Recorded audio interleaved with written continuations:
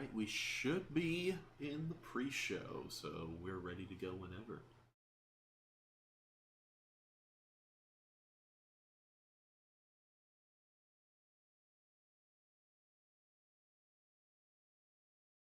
Body is Reggie.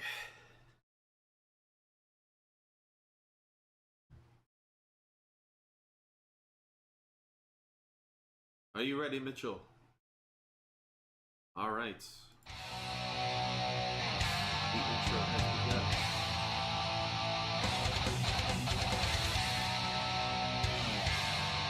Well, they can't hear us yet. Oh, they can't hear us yet. Oh no.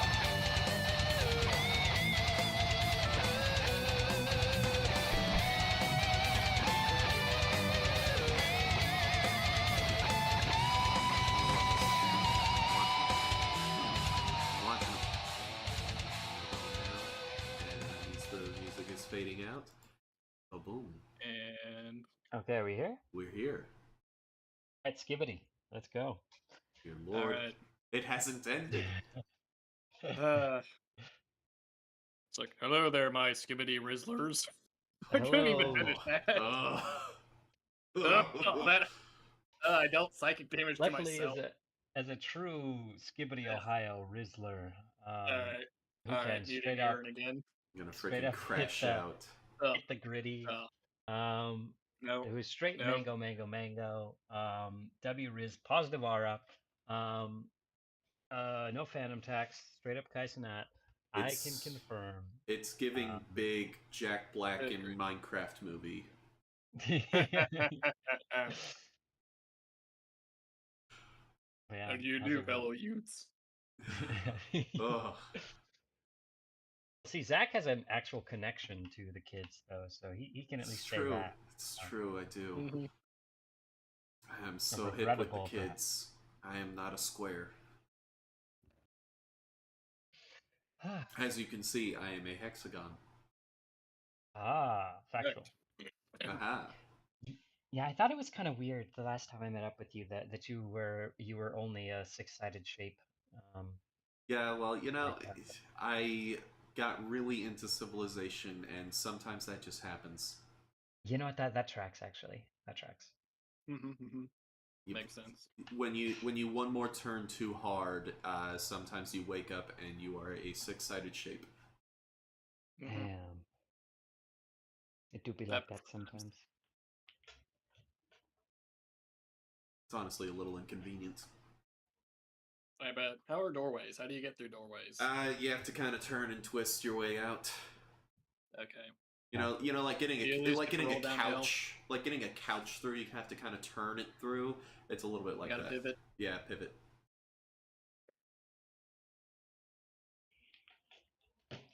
You gotta pivot. Pivot.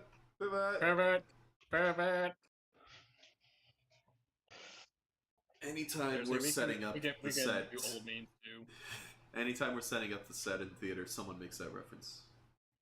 They gotta. It's iconic. Classic. It is. Like especially when we have to move the freaking grand piano. Nice. It's a pain. It's a beautiful, beautiful instrument, but boy, is it a pain. It's a beautiful pain. Anyway, shall I go ahead and jump right into this bad boy? Yes, you shall. How has been your many weeks? All right, yeah, been pretty good. Last time we met was it was in the Lost episode, which was on, I think, February 16th. Correct. The Lost episode that is lost even to me. Yeah. Yeah, if you've sent anything in the text chain since then, I still haven't seen it. Yeah. Yeah, interesting. Yeah. I don't think we have actually. I think we've. Yeah, we have it. It's bizarre. I don't know what goes on. I don't know how this kind of technology works. Yeah, so basically our normal group chat just stopped working for Nelson, so we didn't see any of our text last time to meet up. Nope. And they were like, "Well, I guess we'll do a Lost episode." Yeah. Pretty much.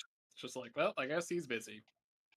Yeah, we just kind of assumed he was busy because he wasn't responding to any texts, and so we were like, "Oh, I guess we'll do something." And then we found out later that he just wasn't. Yeah. He just wasn't Except getting news. he didn't respond for like a week, so I eventually like Yeah, you texted, and I appreciate that very much. you know You know, just on because the like the 1% chance something was going on. yes. Well, you know, there have been, we've all known at least one person who, oh my gosh, it appeared.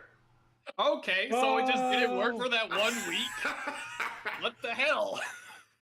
But no, we've all known at least one person who, even if they didn't die, they just kind of disappeared. And you know, you got to make sure that I We can all do. We all do know that one person who disappeared. Yes. Anyway, Anyway. as you were saying, Aaron. I suppose I'll go ahead and just jump into movies straight up. Yeah, so I don't remember if we met at any point in. I guess we met sometime in January, so I probably talked about this movie when you were here, Zach, but I don't remember. But anyway, I watched Castration Movie again. Um, uh, Castration Movie is a magnificent film, a 4.5 hour long epic. Oh. Yeah, hyper indie, hyper indie. It's an anthology, so it's in two parts, or in two chapters, I should say, because the second part of the movie is releasing actually later this year, um, and that's I think going to be 6 hours long, something like that. Um, but the first part released late last year and is 4.5 hours long, and it's in two chapters. The first chapter is Incel Superman, which is a remarkable, uh, just tight 90-minute film experience about a man becoming an incel, and it is truly great.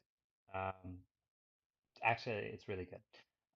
But Castration Movie is also entirely shot on like a camcorder, so it's like the budget's basically zero. Like I think they had a few $1,000s, and that was the max of it. Um, and yeah, it's really good. But the second chapter in part one is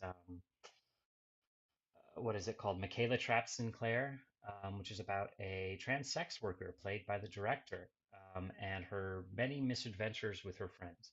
Um, and yeah, that one's 3 hours long, and I would say it's much harder to watch than chapter one because chapter one is like a tight 90 film experience, whereas like chapter two is like very kind of a little bit more artsy, a little bit more disconnected. There's no real central plot. It's just kind of things happening versus part one or chapter one. But either way, Castration Movie is a masterpiece of a movie. And it was my second time watching it with my friends, my trans friends this time around. Um, it was awesome. I love that movie. It's a great movie. Um, but yeah, so watch that again. That was great. So I met someone last month at one of my groups named Sloan, and she's absolutely incredible. And we hit it off really well, and we're very, very close friends now. And she's also really into movies, and she was shocked when I told her I'd never seen a David Lynch movie. Um, Oh. yeah, so she was like, "Well, we have to remedy that, obviously." So she came over to my house a few weeks back, and we watched Mulholland Drive. Um, Hey. and that is a good ass movie. That is a magnificent movie, just genuinely a masterpiece of a movie. Um, like I've seen a lot of people say it's the best movie of like the 21st century, and like yeah, I can see why people would say that. Like genuinely just like the heart behind the characters and the plot, which is at times disjointed, but also if you stop and you think about it and you dwell on it or like try to piece it together even as you're going along, it becomes clear what's going on. And the way it is told, the way the story is told is utterly brilliant in that regard, because it's told in a way that you don't like I don't know if I've ever seen another movie like tell a story in this way of just like equal parts metaphor and a thing that is actually happening. Um, and yeah, because you can't really draw a definitive line between what is metaphor and what is materially happening in a way that's just disconnected from clear reality. And I think it's really brilliant in that way. Um, so yeah, really really good movie. I love Mulholland Drive. Um, but yeah, but then back to theaters, I watched Mickey 17 with my girlfriend. Um, Good old Robert Pattinson film, and yeah, it was really good. It was really, really, really good. And my girlfriend especially really loved it. I think it was she said it was her favorite movie of the year. Um, I mean, we're only 3 months in, but she really liked it. Um, but yeah, really, really good movie. And of course, Robert Pattinson is just absolutely magnificent, and I love him in absolutely everything he's in, and he did an incredible job in Mickey 17. Love that guy. Going back to the David Lynch movie watching, Sloan came back again, I think a week later, and we watched Blue Velvet um, with Kyle MacLachlan, and that movie was also really freaking good. Um, yeah, I think that's his most accessible movie by far. It's the one with just kind of like the most straightforward kind of plot. But it also has like really weird characters that like at times you're just kind of like these characters like they're acting in ways that like no real human being would, but in a way that kind of that bolsters like the narrative and the theming and the message, and I don't know, it's brilliant. Like Lynch's character writing is just truly one of a kind. And then once again, continuing more so with the Lynchathon, me and my friends, me and Slum went to Alamo Draft House to see Fire Walk with Me. Um, Yeah. Okay, have you yes, which is seen Twin Peaks? I have, yes, I've seen Twin Okay. Peaks, I've seen The Return. Yeah. It's been a hot minute since I've watched um the original series though. Me and Sloan talked about going and rewatching it um, together because she hasn't seen The Return. She's seen the original. She hasn't seen The Return. Um, and So yeah, we need to do that at some point. But either way, movie utterly magnificent. Oh my God, like very very moving. The imagery in the film is just like so striking. Just literally to watch like oh my God, I'm suddenly forgetting her, Laura Palmer just like slowly descend into like insanity over everything that's happening to her and her life slowly spinning out of control as the movie progresses, and sort of learning that side of this character that we just don't get at all in the TV show. Like the impression that everyone is kind of talking about her, and like the original series centers so much of the experience on her, but we never get to see any part of that. And you get the impression that the same thing is kind of happening in the movie too, where it's like it's about her, but ultimately like all of the characters are just kind of like she's almost invisible to them in a way, and I think it's very interesting. It plays very well with the original series. Yeah, it's an utterly magnificent movie. Like genuinely, I so far Lynch is like 3 for 3 for me. Like Mulholland Drive, Blue Velvet, Fire Walk with Me, utterly freaking fantastic. Because I hadn't seen Fire Walk with Me. This was my first time. Yeah, freaking incredible. Um, Next, Game Night. So I went to go see Alamo Drafthouse was doing a showing of the movie Game Night with what the heck is his name? Why did I suddenly forget his name? Uh, Uh, what's it called? I'm gonna lose my mind. Jason Bateman. I don't know why I suddenly Jason Bateman and Rachel McAdams. I don't know why I suddenly forgot their names. Um, But it was a movie that came out a few years ago, and it's my little sister. It's one of her favorite movies, and Alamo Drafthouse was doing a movie party for it, so we went out, and I invited Sloan and my girlfriend, and we all saw it together, and that was really nice. Yeah, because that movie is just a ton of fun. Um, like lots of silly fun. Um, yeah, that was a nice experience. It was also the first time I had ever brought one of like my trans friends, because Sloan is trans, and I brought her to meet my family, which was a bit of a nerve-wracking experience, but they really liked Sloan, so that was really nice. Um, but yeah, beyond that, just recently with my friends on Thursday, we watched Treasure Planet together. Hey, Um, great movie. yeah, it's a great movie. Yeah, I forgot how good that Classic. movie is. Yeah, but like pretty much, we're like one of my friends was just like, "Hey, let's watch like Treasure Planet," and we were like, "Hell yeah!" So we just like sat down and watched Treasure Planet, and yeah, that movie is great. Yeah, I don't think I've seen that movie since I was a kid, but genuinely, it holds up. Good Lord, that's what a great movie. It's a Um, shame Disney sent it out to die. genuinely, genuinely. R.I.P. But yeah, great movie. When's Treasure Planet 2? That's what I'm saying. No, Um, no, it's not going to be Treasure Planet 2. It's going to be Treasure Planet the live action remake. oh And God. I want to die just talking about it. You know what? Maybe us getting a Treasure Planet live action remake will bring in $1 billion because apparently like whenever they make a live action remake, it pulls in $1 billion. Yes, every single Um, time. Every single time. every single Right? time. Right? Every Yeah. single time. Every time, right? Hey, Never look, fails. if the live action Lion King movie can do it, then I'm sure Treasure Planet can. By God. uh, Um, but literally, yeah. So yeah, we watched that. Lots of fun. Lots of Like, fun. as Um, someone who recently spent a month in Africa, I think the international market pulled a lot of weight with the Lion King thing. oh yeah, I wouldn't be surprised. Um, but yeah, Treasure Planet, fire movie. Um, anyway, beyond that, watch some Star Trek with girlfriend, my girlfriend and peeps. Once again, just meeting up weekly. Lots of fun.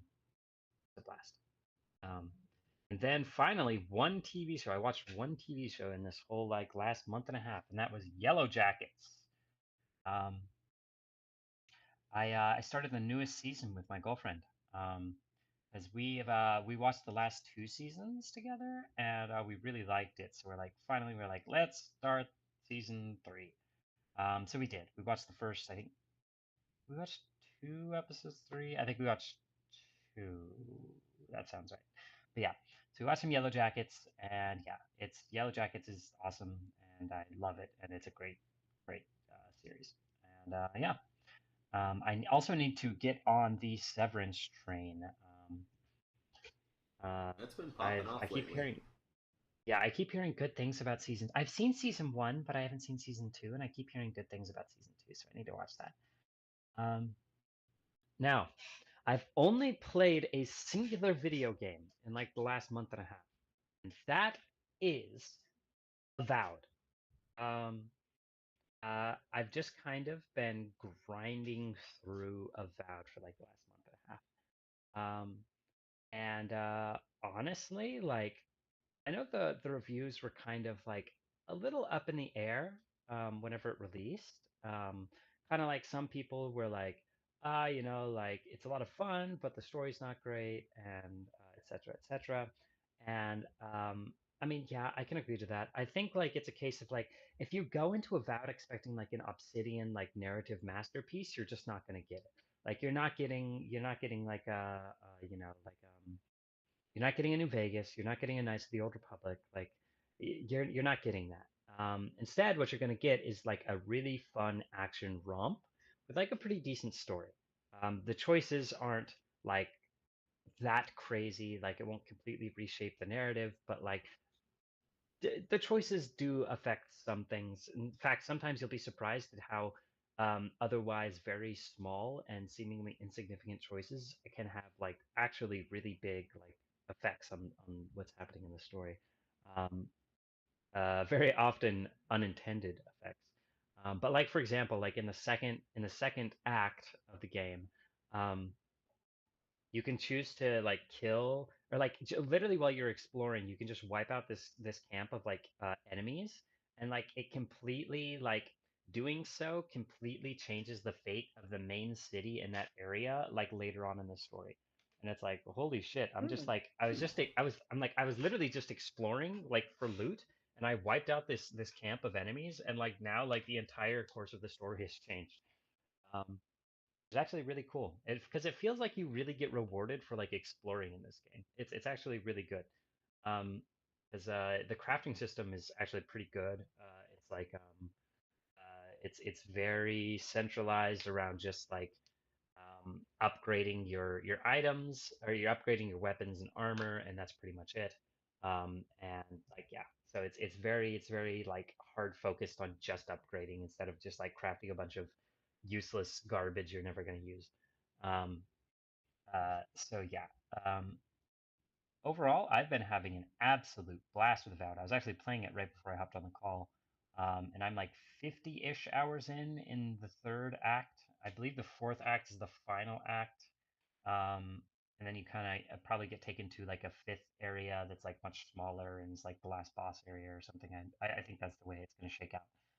Um, but yeah, pretty much all that is to say, I'm really enjoying Avowed. It's a ton of fun. Um, yeah. Um, in terms of books, um, so I think the only time I talked about this book, um, on this podcast was the last time we met. So Zach has missed all mention of this Oh book. boy. Because I don't think I brought it up. I don't think I brought it up elsewhere. But um, see, I've been reading a rather interesting series.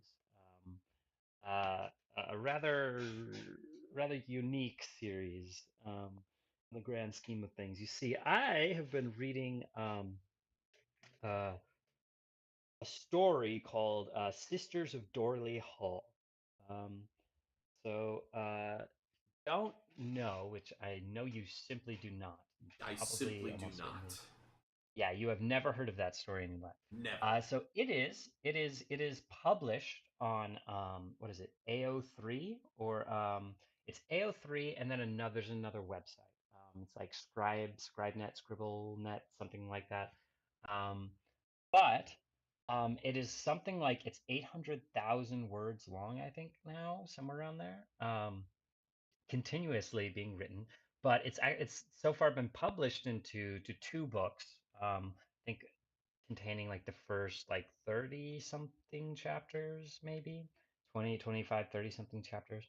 And so the best way I can describe this series is basically it's like 50 Shades of Grey, uh, but for trans women. Like I think that's like the best way I can describe it. Um, not because there's anything sexual about it. There's not really anything sexual necessarily that happens in the book. But when I say it is like 50 Shades of Grey, I mean that in the sense of like it is a book that deals with perhaps taboo topics, in a way that hyper focuses on a very specific like demographic. For like for you know for what should I call it? For 50 Shades of Grey, it was like what, like middle-aged women, or like specifically like I don't know, like middle-aged, like married women, or middle-aged, like I don't know, like sexually frustrated women or Wine whatnot. moms. Wine moms. There you go. That's so 50 Shades of Grey was like hyper. It was basically like like focus group tested for like wine moms basically. Um, and like Sisters of Dorley Hall was basically like hyper focused for trans women, specifically like very young trans women, like young nerdy trans women. So the plot of the story basically goes like this. Um, there's a college, and there's a residence hall at this college that is kidnapping unruly men and force feminizing them into women. And the protagonist of the story is a trans woman who has not yet transitioned, who infiltrates the hall in order to be transitioned. And when I say that, like this is like the trans book I've kind of been looking for a very long time, I mean that. It is a very unorthodox, a very bizarre concept, um, but it is executed utterly masterfully, and is as such is just become wildly popular. I think it has like over 1 million readers, and like I said, it's been published into 2 books with a third on the way. And yeah, no, it's like I don't know. This book is just done things to me. Um, and I got through the first book, Welcome to Dorley Hall, and now I'm on the second book, Secrets of Dorley Hall. And yeah, it's these books are awesome, and I don't think any cis person could ever possibly read them and get any degree of enjoyment out of them. But Lord knows I do. So yeah, that's kind of what I've been reading, though I haven't been reading it as much because I've just been too obsessed with Avowed. But I'm gonna get on it soon.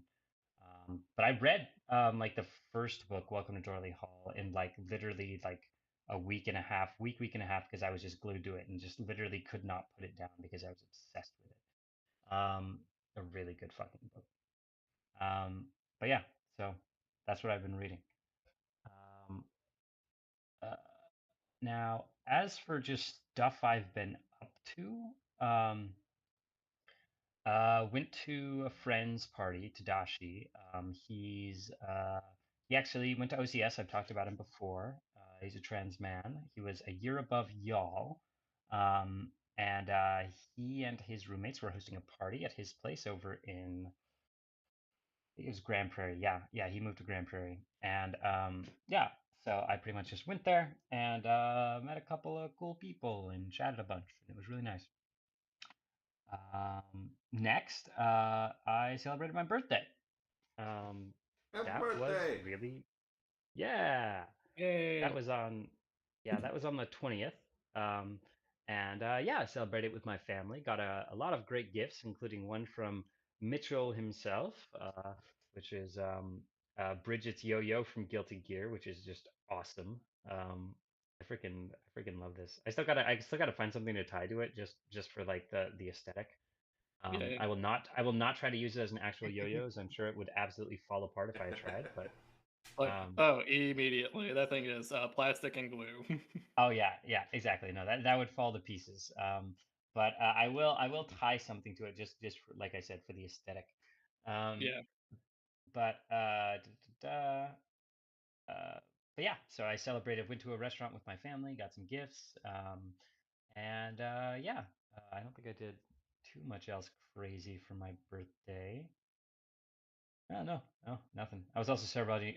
We were also celebrating my sister-in-law's birthday, which I forgot to wish her a happy birthday, whoops, because that was on Uh-oh. last Monday. Yeah, I just Uh-oh. realized because that was the following Monday. Because mine was the 20th, and then hers was so that was a Thursday, and then hers was the following Monday.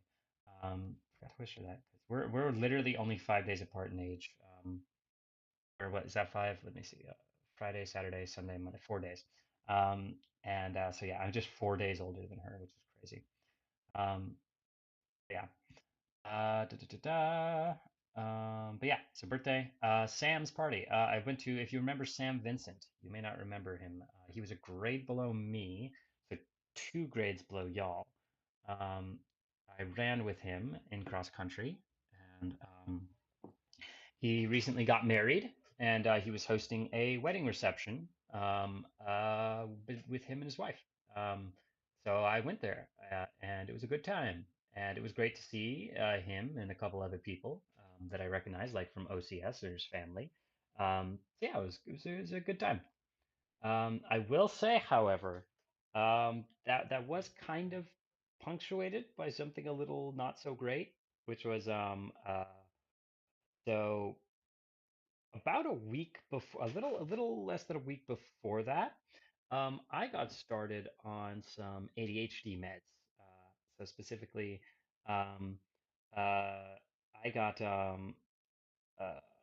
I got started on Ritalin or Concerta, and I had not been on an ADHD med since when? Since I was like 8, something like that. 7, 7, 8, something like that. And my mom got me off of it because she didn't like the side effects it was giving me, and it was also Concerta back then. And Mhm. but yeah, my mom did not like it, and So she got me off. But I've been having a lot of focus issues, issues with energy, etc. And so I wanted to get started again. So I did. I got started on it, and I was feeling incredible, top of the world, like awesome, and like I was energized and focused, and like I was getting so much work done, and it was incredible. And then I realized, oh wait, I'm not sleeping a whole lot. Hmm. The fact that Mm. I was sleeping only about 4 hours a night, but Ooh. I was waking up and feeling incredible. Like I was feeling like I was on top of the world.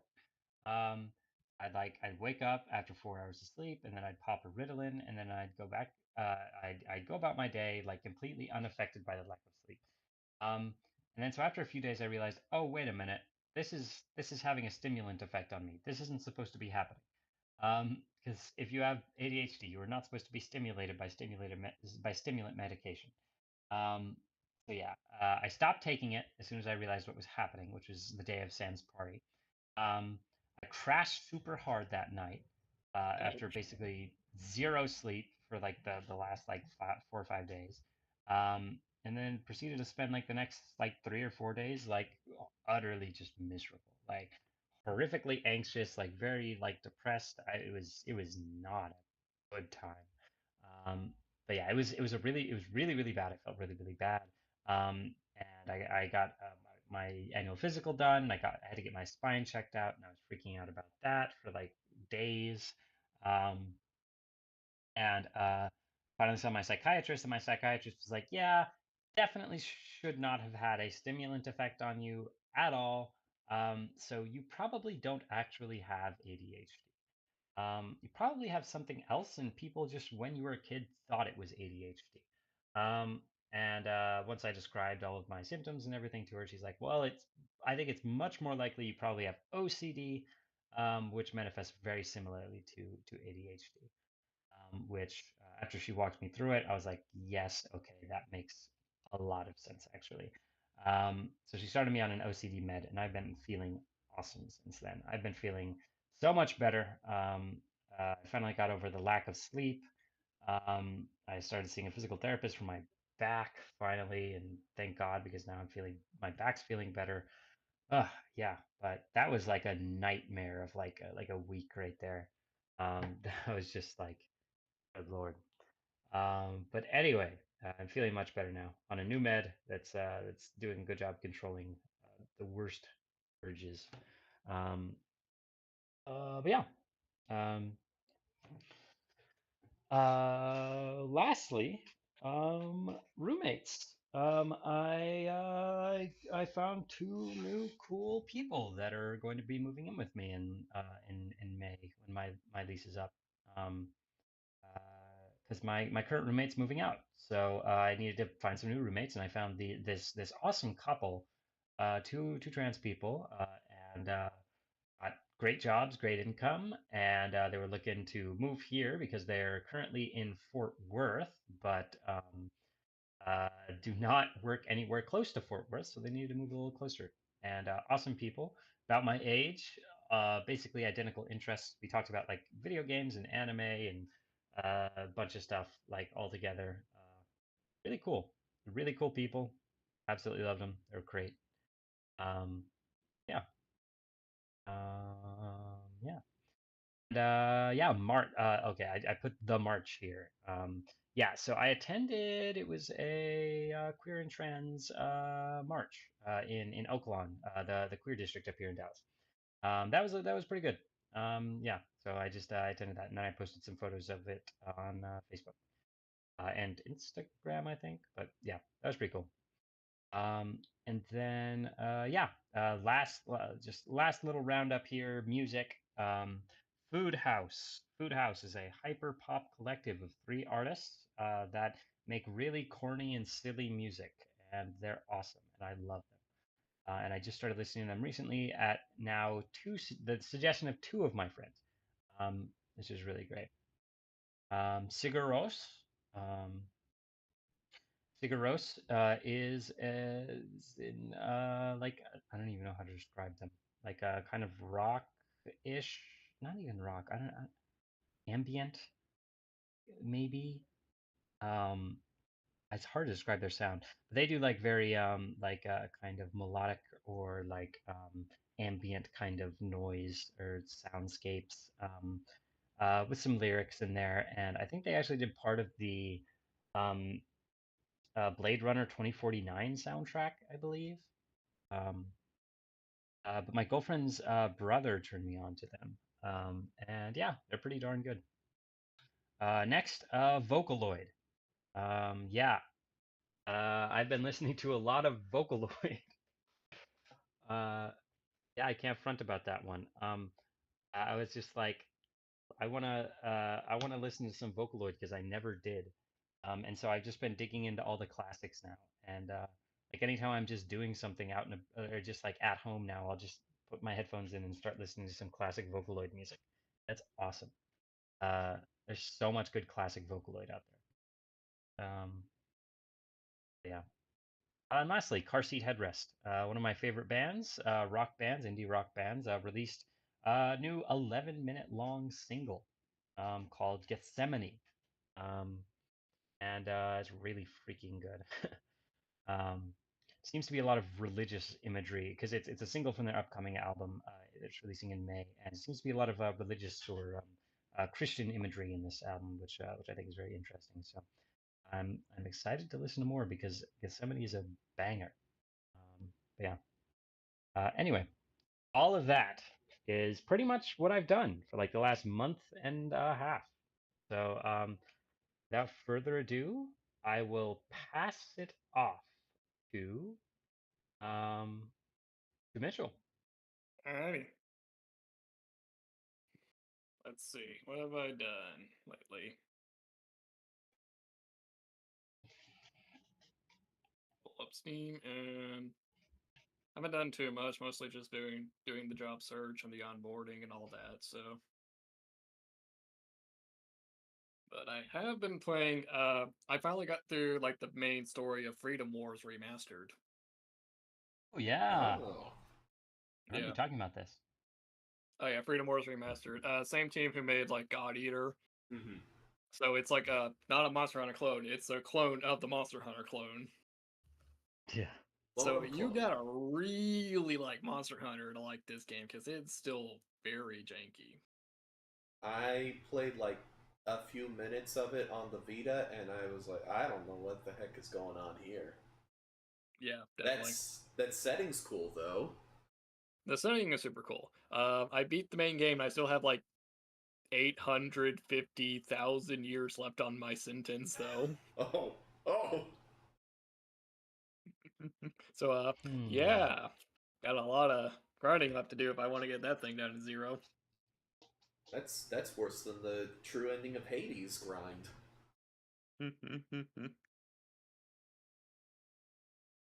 But yeah, definitely played a lot of Freedom Wars. It's very interesting. And I do have a spot the main character screenshot. I'm gonna wait till Jordan gets here. Oh, I can't wait to play Unfortunately, this game gets Ooh. worse every time we play it. Yeah. This one's gonna be pretty easy. Yeah, nothing beats that first God Eater No, screenshot. that was No. Hysterical. Yeah, no, this one's gonna be easy, but oh well.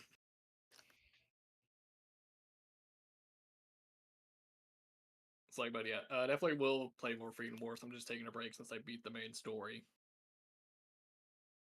But yeah, the worst part is that it's sequel baits. oh. The ending is sequel bait, so I was like, oh man, I really hope this remaster sells well because now I want answers. Hmm. Oh, good grief.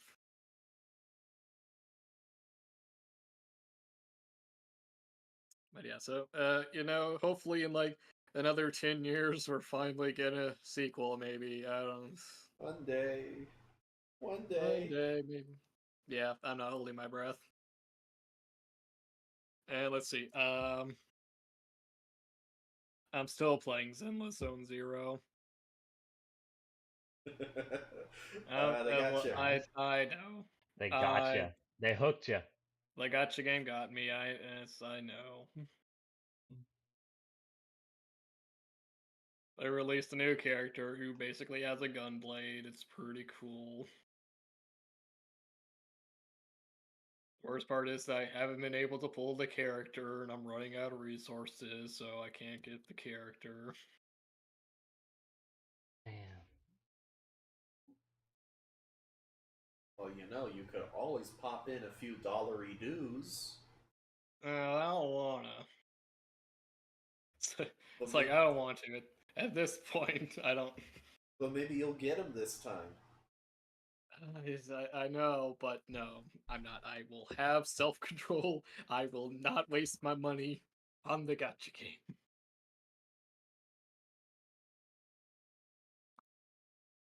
But yeah, it's also really funny that whenever you beat a level, they basically have like a slow mo, like zoom in shot that you can screenshot. So let's see. I do have a couple of photos, real quick, if I can post them. Oh boy. That's it. Now, let's see. Where did you put them? In Discord's new, definitely needed UI update, we'll be able to see Yeah, the photos definitely. better. But yeah. So you can get some pretty cool action shots out of it. Oh yeah. Let's see. And you can also get some pretty cool ass shots out of it. Nice. Yeah. Because let's remember what Zenless Zone Zero is. Yep. Yep. Naturally. The game that people yeah. will ruin their marriages over from some of the stories I've heard. At least Oh my that. God, well, no, I yes. think that was Genshin, but still. No, same it was. company. Yeah, it was Genshin. Yeah, it's the same company. Like, You but don't yeah, understand. fortunately, I got I'm in her. between jobs and I'm too broke to do gacha games, so can't get any of the characters I want. It's fine. From everything I've heard, MiHoYo games are some of the most generous games to free-to-play players, and some of the most exploitative to paid players. Yeah.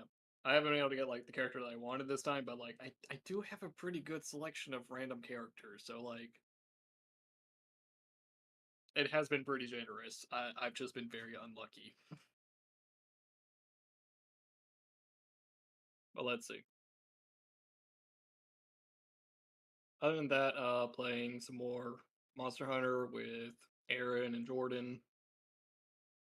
Yeah. Ooh. Yeah. Let's see. We're gonna have to wait till Jordan comes back next time. But Jordan had a nice run in with the pickle T Rex. That was hilarious.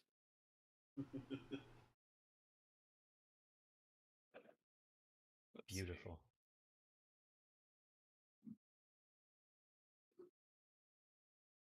See. Other than that, what else is on here? Played some more Morrowind because Morrowind is the best game ever created, of course, naturally. Of course. Just been doing a bunch of random side quests and exploring out the map. Let's see. Did I send over like the one video of like people making the Dagoth companion mod for Skyrim? Yes, I do remember that. It's like I want that mod so bad. I will play Skyrim just for Dagoth mod. Yes. Oh my God. Yeah, I want that to be released so badly. It's hilarious because Dagoth only has like 3 lines in the actual game, but Literally. Beautiful. it's like the best use of AI, just giving Dagoth more lines, really. Yes, actually. It's the only acceptable use.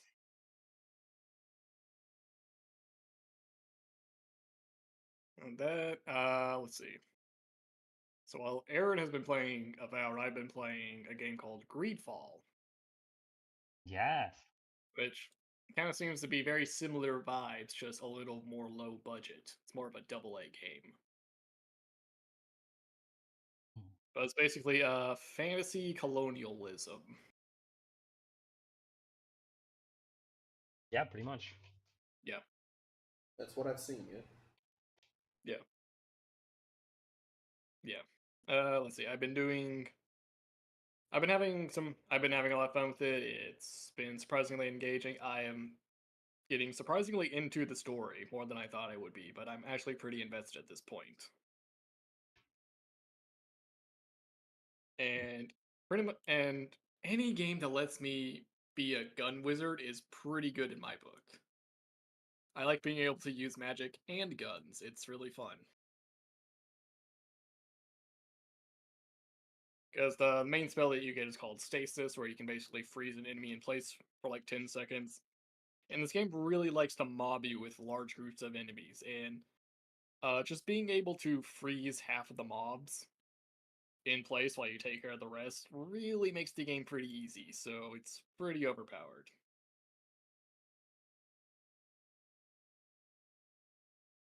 So I'll definitely be playing more of that. Other than that, I've been watching a little bit more of Doctor Who. Yeah. Yeah, Nice. like here, but I don't have like a full-on Doctor Who Power Hour ready to go. I just remember that there were a couple episodes that I remember. Oh, There was don't worry. one like, I will have the Doctor Who Power Hour. yeah, I know, I figured. But I do remember that there. I don't remember what episode it was of Tom Baker, but I remember the line. They put an Amber Alert on me. I guess he was running from like the other Time Lords, and he's like, "Oh no, they put an Amber Alert on me." And I looked up from what I was looking at. I'm like, "What? Yeah. What did I miss? Hold up." If it's Time Lords that he's running from, it's probably Deadly Assassin. Okay, I don't remember, but Was there? Do you remember if there was a companion there? I feel like there was. Yeah. Okay, then actually I forget the name of the episode, but it's I think Leela's last episode. It was like a big season finale. Okay. And then there was another episode with the Seventh Doctor that I told Nelson about. The one with like the giant apartment complex, Yes. dystopian future. Like this guy Mm. creates the perfect apartment complex. It is utopian and beautiful and great. And then he's like, "Oh man, I can't let people move in here. They're destroy the place because people are messy."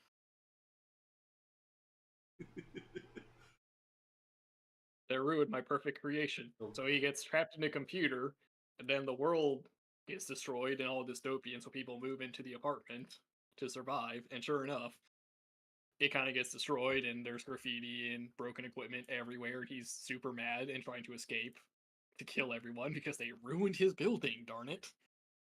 How dare they? But the thing is that because it's all dystopian, some of the English language kind of got warped. And this episode from like the what's the Seven Doctor era? The late '80s. The late 80s, Mm. they say the word unalive. Oh, no shot. They're like, Josh? Oh, he was unalived Oh my god. from the 80s. TikTok.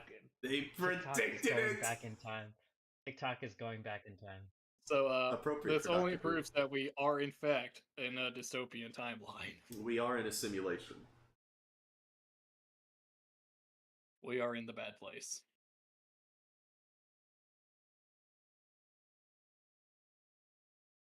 But let's see. Other than that, that's about all I've done lately. So yeah. Yeah, short recap for me, because I've been busy doing onboarding and stuff, so we're just go ahead and move on to Nelson. Where's the Doctor Who Power Hour? Oh, yeah. we'll get to the Doctor Who Power. It has been a long time for me. Yeah, so you got a lot to catch up I on. got a so- lot of catching up to do. First and foremost, the things I've been playing, the games. I got onto that Marvel Rivals. Ah, let's go. Great game, fantastic. I have a blast just about every time I play it. Partly because I refuse to play competitive. Yeah. Yeah, that's fair. Like, oh man, that helps a lot. I learned my lesson. The one competitive game I played was frickin' the first Splatoon game. And I learned my lesson when I went from A plus and got almost to S rank, and then went on a losing streak that dragged me down to B plus. Oof. Nice. And I learned then, oh, the joy I get from winning a match and ranking up is completely outdone by the absolute agony and rage I feel whenever I lose. Yeah. So instead, I just do feel ya. quick match, and quick match is fun. Fair enough. Quick match is very fun. I mainly enjoy playing the supports, all of the supports except for Loki, because I don't play the entire cast. Yeah, fair enough. And of course, I looked at all the characters, and I was like, hey, this was before any of the new characters came out. I was like, hey, Cloak and Dagger looks really cool. And I played Cloak and Dagger, and then I looked up like tier lists and stuff and said, I stumbled on a really good character. Whoops. Yeah. Literally, yeah. Yeah, I main Cloak and Dagger and Rocket. And yeah, because they're just literally the best healers. Rocket's great. Rocket's so cool. Yeah. And then Invisible Woman came out, and I really liked Invisible Woman. And then I realized, oh dang it! Once again, the frickin' blonde chicks have got their hold on me. You can't escape. Because it was those two in Marvel Rivals. In League of Legends, I do enjoy playing Lux. And then in frickin' all the way back in Heroes of the Storm, Johanna was my absolute main. I frickin' love Johanna. And I've been chasing that high ever since. Beautiful. But yeah, great game. Absolutely love it. I have enjoyed playing some of the tanks. I enjoy Doctor Strange every now and then, and The Thing is a lot of fun. Yeah. I haven't played any of the. I haven't played Human Torch. I haven't played Thing or whochamacallit. Mr. Fantastic? Mr. Fantastic. I haven't You're played about to them say yet. Mr. Incredible. I was about to say Mr. Incredible. Yes, I was. Yeah. Understandable. Mr. Fantastic is a lot of fun. He's freaking weird. And I've seen tier lists. He's like bottom tier, which makes me feel even better when I just go on a train and get MVP with him. Yep. The true feeling of being a low tier god, not actual low tier god. Yes. True. But yeah, that game's great. I probably am not going to get through the entire. I bought the battle pass. I'm probably not the premium. Probably not going to get through the entire thing before it goes at this rate, because I kind of fell off a little bit because other games came out, specifically Civilization 7. Yep. Yes. Don't buy this game unless you're a huge Civ fan. Yeah. Okay. I've heard it is thus far kind of incomplete. Yes, just like every Civ game at launch. Yes. So, it's a weird situation where gameplay-wise, it might be the best Civ game at launch, but it's still got some baffling freaking mistakes. The UI is awful. It has gotten better, but at launch it was just atrocious. Readability is still a problem, especially compared to Civ 6, but Civ 6 is kind of like a masterclass in readability. And the art style change does change some things. The graphics the game is gorgeous, absolutely gorgeous, and each Civ has a unique model for each of the different buildings. So Egypt's granary will look different from Rome's granary. It'll look different from the Mayans' granary. So that's really cool. But from a distance, you can't tell where your freaking granary is. So that's a problem that they'd have to do a bit of an art style shift to fix. I don't know if they're willing to do that or if it's just going to have to be something that we figure out. But apparently, pins have been just recently added into the game, so that's going to help a lot. Yeah. The game has changed, has done a big change with the way you pick your civs, because your civ and your leader are completely separate now. So you can you can play Augustus, Caesar Augustus, as the Mayans. You can play Benjamin Franklin as the Egyptians, and weird combinations like that. So you can mix and match like your leaders' perks and abilities and your civs' perks and abilities. And they do that because they now have the age system, where instead of you play as the Romans the entire game, you play for the Romans in the Age of Antiquity, and then thematically the civilization collapses and a new civilization rises from the ashes, and you go into the Age of Exploration, and then you have a whole new set of civilizations to choose from, but your leader stays the same. Yeah.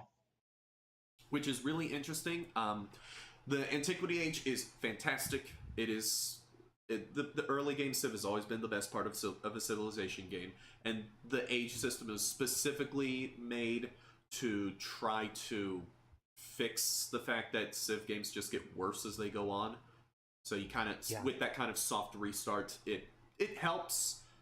Exploration needs the other two ages, Exploration and Modern, need a bit of work, because Exploration, unless you play the Mongols, every Exploration age game plays the same, no matter who you're playing as. The Mongols, the only reason that they don't play the same is because you can get military victory points by with people on your own continent instead of the New World. And then Modern is just a mess. The culture victory is stupid easy to get, and the AI rushes it as fast as possible, so you're forced to rush it. So you get just giant stacks of the unit that you need, antiquarians. Just the AI will make giant stacks of them just marching across the continent. But yeah, it's fun. I played my first game as Augustus. I started off as the Romans. Then I went and became the Normans. And then I became America right at the end. And I had a good time. I've started a few other games. I'm pretty consistently getting through the Age of Antiquity, but I'm not really moving all that much past that. I'll probably wait until they do something more with the other ages before I really dig into those some more. Because Antiquity is just fantastic. I will say, though, the cast at the beginning, or at launch, is probably the worst of any Civ game. Because there's some weird, really weird omissions from the cast. Specifically two civilizations who have been in every game at launch since the original were completely gone, and that would be Great Britain and the Ottomans. Interesting. And it's really weird because the Ottomans are Ottomans and Great Britain, two of the most important civs in history. And I know that they were purposely trying to do more weird picks. Yeah. And I mean, they changed up the leader system partly so that they could get weirder civ leader picks, so they don't have to just go with political or military leaders. They can go with more cultural leaders, or go with people who are just really interesting figures, like the more recent. They did put Great Britain in as DLC, and the leader for that is Ada Lovelace, who I'd seen her before and I had heard of her before, but I didn't know who she was. She was essentially creating the computer before the technology was there to create the computer. Yeah.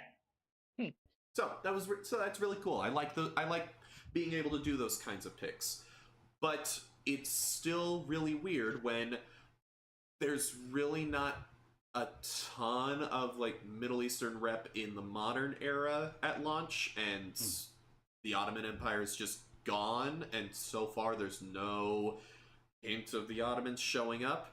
And then Britain is probably the strangest exclusion, because when they're talking about the age system and they're explaining the age system, they use a specific city to say, see, this city started off under Romans, and then the Romans left, and it became another, went under another civ, and then now it's the modern city we know today, and that city is London. Mm. And you couldn't make London when the game launched. Ah. And I'm not saying like, and I mean like actually you could not, because you couldn't even rename cities at launch, and I don't know why. So, yeah, if you are a huge fan of Civilization, I'd say it's at a pretty good place now. Monetization is, but you know, that's unfortunately most games these days.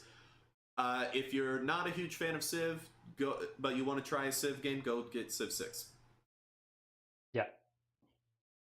So, that's that game. It's good. I enjoy it. Let me think. Yeah, I put a little bit of time in games here and there.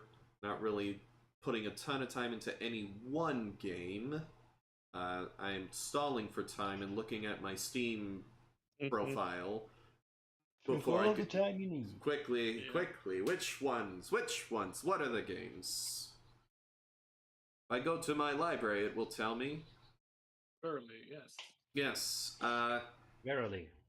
Oh yeah, before Civ 7 came out, I tried to play Civ 3 again, and I realized, oh no, it's been over a decade since I played this game. I forgot how to play it. Uh-oh.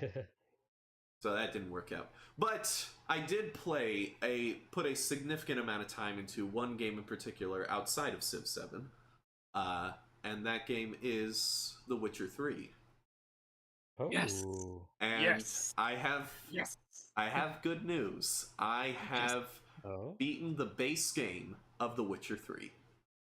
Oh, nice. Yes. The base game? The base game. I haven't done the DLC yet because I just like played hours and hours and hours and hours and hours of The Witcher, and then and I needed a break. And, I understand. And Civ 7 was coming out, so yeah. Yeah. But yeah, This game's a good place. Oh yeah, I got through the game, got my ending, and I looked at the other 3 main endings. And what ending did you get? I got the one where Ciri doesn't leave.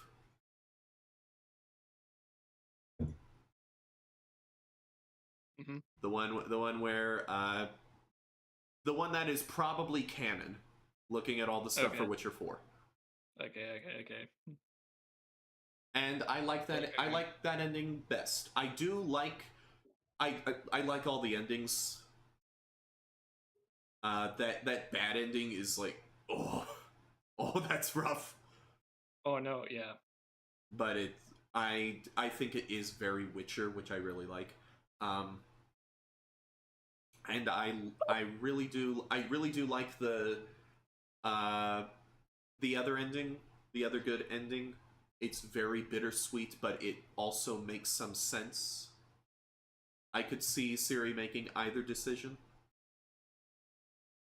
But I'm happy with the ending I got.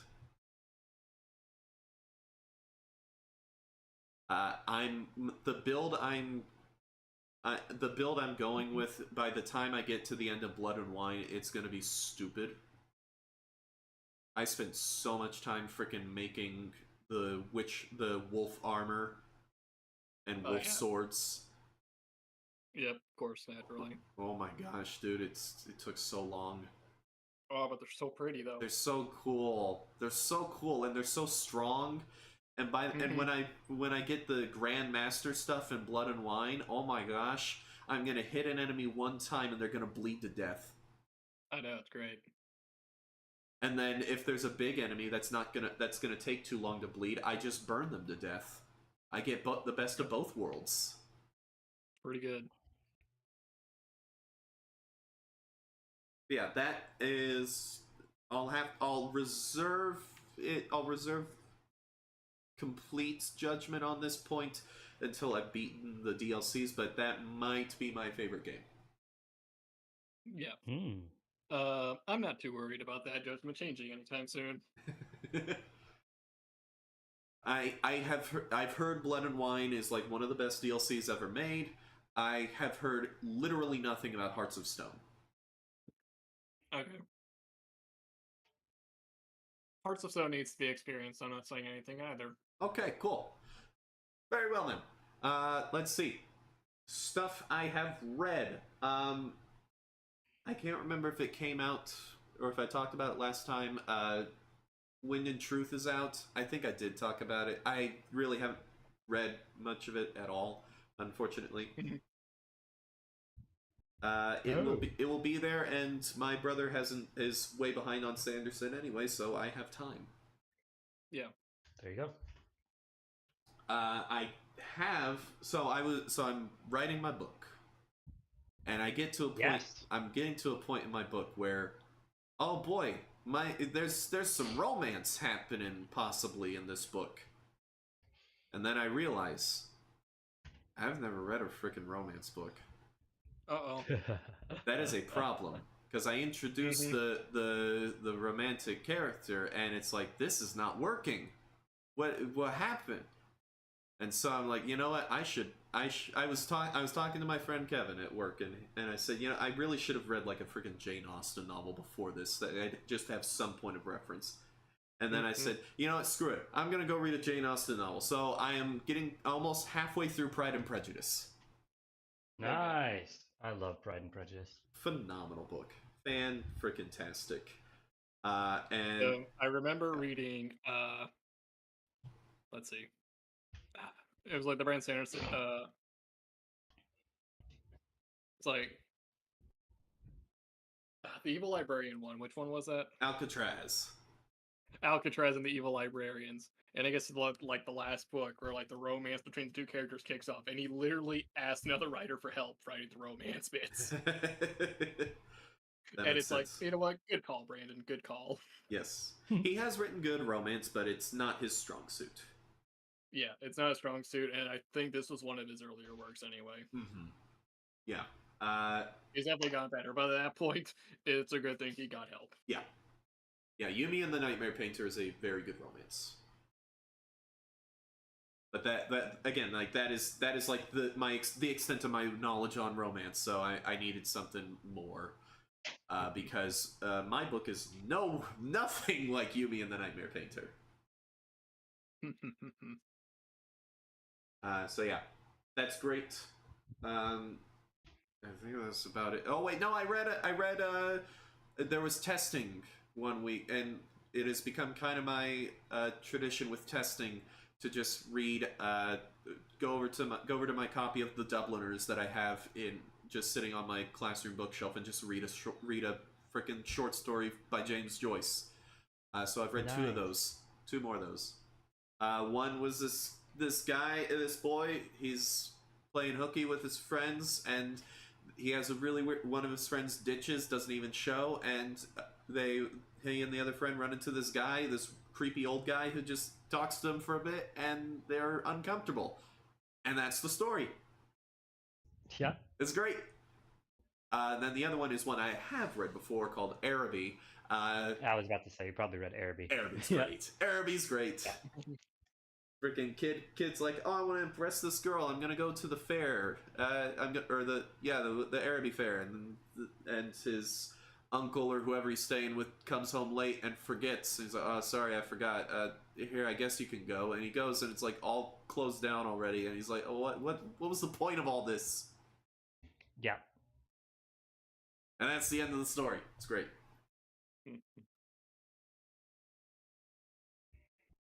Oh, love me some James Joyce. James Joyce is great. One day I will get all the way through Ulysses. Yeah, one day. And then Finnegan's Wake, the final boss of literature, will still be staring at me. Oh god.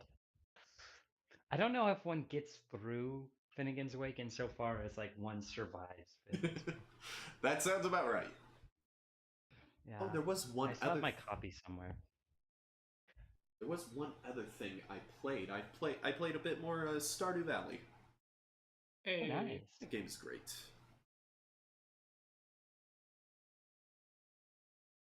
Can't wait for the Switch 2 to make it an even better experience. Because that's what I play it on. Good stuff. Yeah. Alright. You've known it was coming. We've put it off long enough. I'm ready. It is time, Reggie. once again, for the Doctor Who Power Hour. And because it's been a while, it very well might be an hour. I'm going to try to make sure it's not, but there's been a lot. So, I'm going to start with the TV series, because there's less of it to talk about than the audio adventures. So, last time I was on, I had just finished season 20, and I was moving on to season 21, which is Peter Davison, the Fifth Doctor's last season. For you, Mitchell, it's Celery Stick. Yes. We started off with Warriors of the Deep, which has the, I believe, the second highest body count in any Doctor Who episode, at least television-wise. But it's not known for that particularly. It's more well known for having one of the worst props, one of the worst costumes in classic Doctor Who. The monster in that episode looks awful. It's the return of the Sea Devils, and it has the Silurians, and that's cool, but boy, that episode's not great. What yeah. episode was this again? This is the Warriors of the Deep. I forget what the thing is called. The Myrka. Myrka. The Myrka. It's... Yeah. Oh, it's bad. After that was a quick 2-part episode called The Awakening. And it's... A bunch of people in modern day are doing weird cosplay of like 17th century stuff, and they're doing like war games around the village, but some people are taking it way too seriously, and then someone actually from like the 17th century gets transported there, and there's like some evil influence or whatever, and it's kind of confusing, doesn't really make a ton of sense, and it's okay, I guess.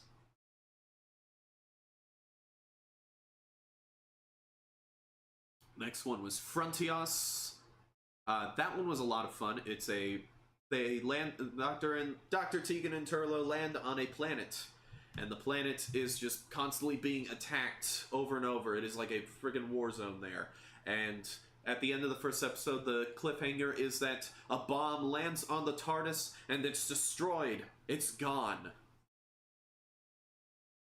Oh, yeah, that costume is pretty bad. I like the one person who tries to karate kick it, though. Oh, yeah. That's pretty... Yeah. Well, you gotta karate kick it. And so there's a big mystery going on in Frontios, because someone's keeping some kind of secret about what's actually going on, and it turns out there's like mole people or something who are running everything and are the actual cause of all the explosions in the war. So it was fun. I enjoy Frontios. The next one was a two-parter, but the two parts are big, long 45-minute episodes instead of 25-minute episodes, because I believe it aired like that, but it was originally planned as a regular 4-parter, but it was like a big not anniversary, but like a big special. So they aired like 2 episodes at a time, and it's Resurrection of the Daleks. This episode has the highest body count of any Doctor Who episode. Okay. Tons of people die. Tons and tons and tons of people die. And it also has the Doctor at one point carrying around a gun looking for a Dalek that's out of its shell and shooting the Dalek when he finds it. He kills a Dalek with a gun.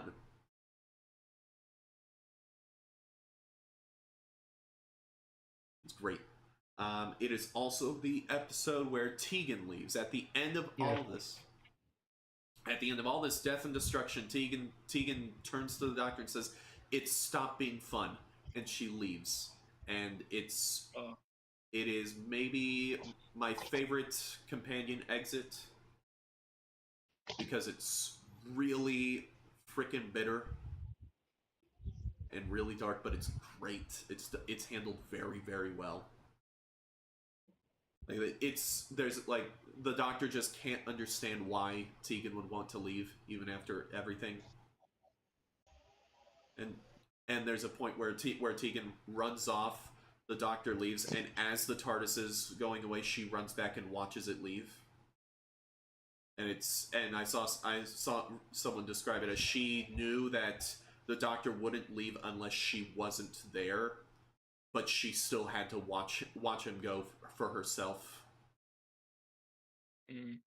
So it's done really well. Tegan is the best Fifth Doctor companion because Nyssa was just a bunch of wasted potential, unfortunately. After that is Planet of Fire, which is a fun episode.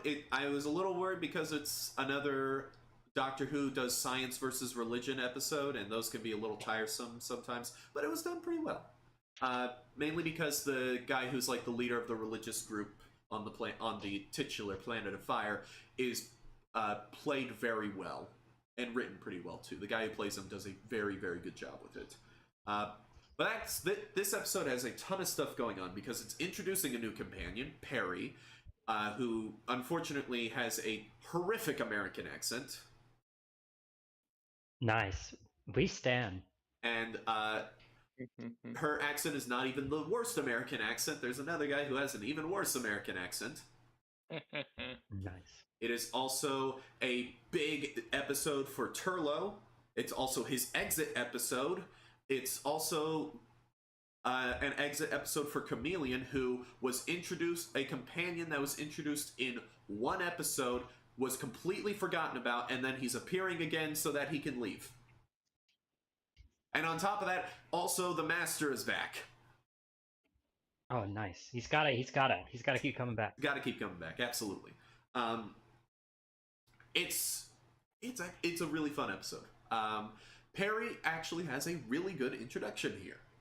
This is a really good exit for Turlough. The Master's done very well. Chameleon, I don't care about, but hey, he's gone now, so who cares? And there's a really good twist in one of the ending, one of the cliffhangers, where the Master's been like, you've just seen the Master in his TARDIS the whole time, and he's controlling Chameleon, because Chameleon's a robot that can chameleon into things. He can look like other people. And so he's been controlling Chameleon this whole time, which makes sense because when you first saw Chameleon, he was controlled by the Master, so he's just taking back control. And then Perry sneaks onto the Master's TARDIS and finds a control box, and she opens it up, and the Master's inside of it, shrunken down. Which one of the ways he kills people in the classic series is he shrinks them down to the size of a doll, and that kills them. So it's a little reference to that, where he was apparently experimenting on it, and it didn't kill him, but he's small. And then, to resolve this cliffhanger of Perry basically having the Master at her mercy, she literally loses track of him while she sneezes. That's beautiful.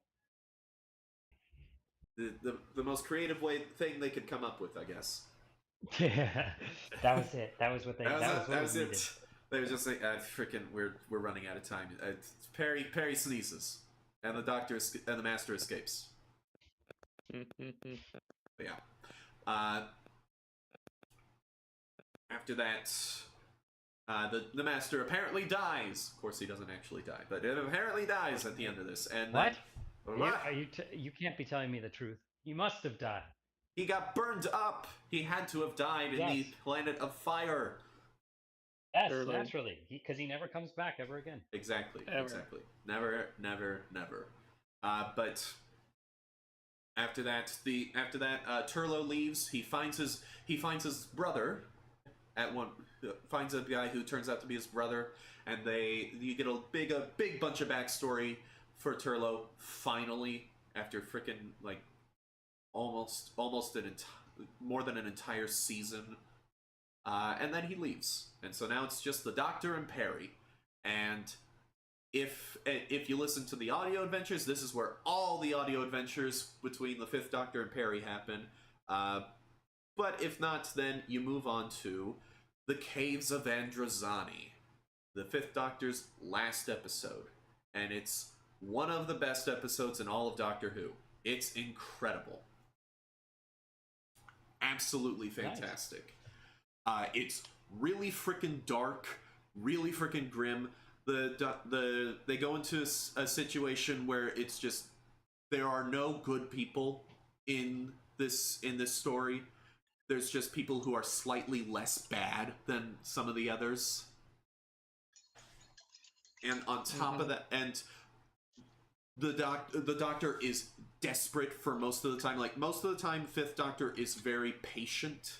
Like, a lot of people say he's passive, but he's more patient. He'll wait and observe, and then at the end, when he has all the information he needs, he'll take action.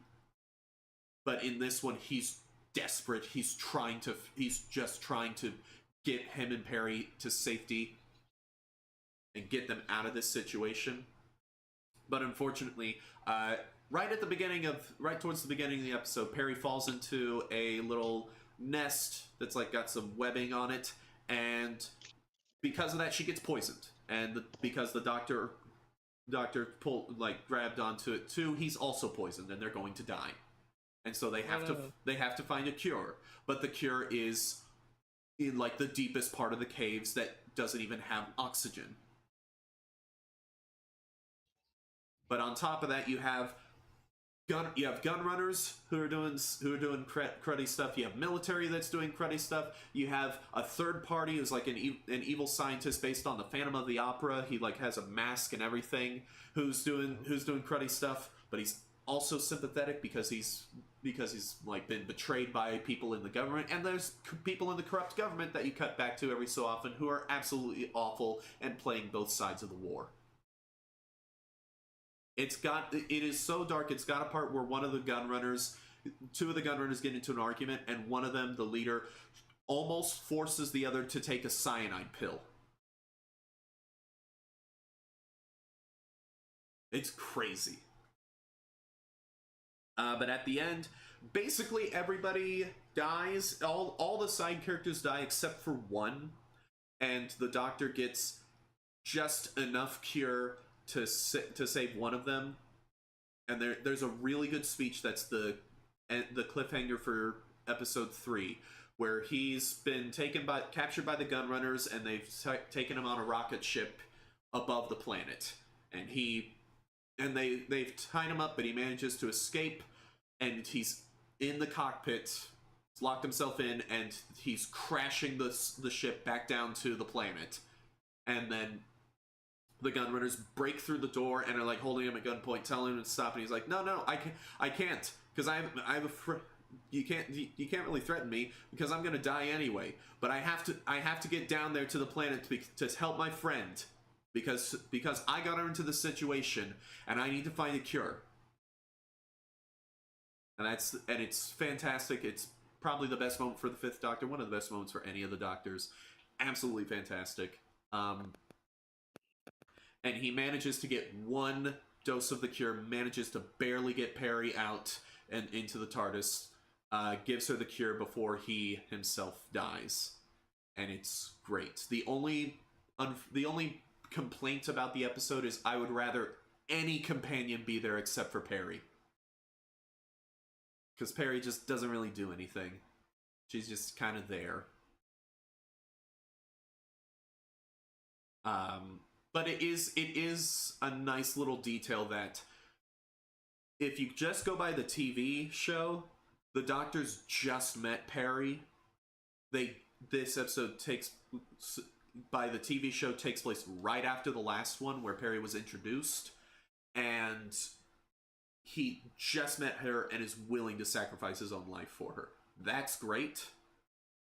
But still, any other companion would be more interesting in the episode.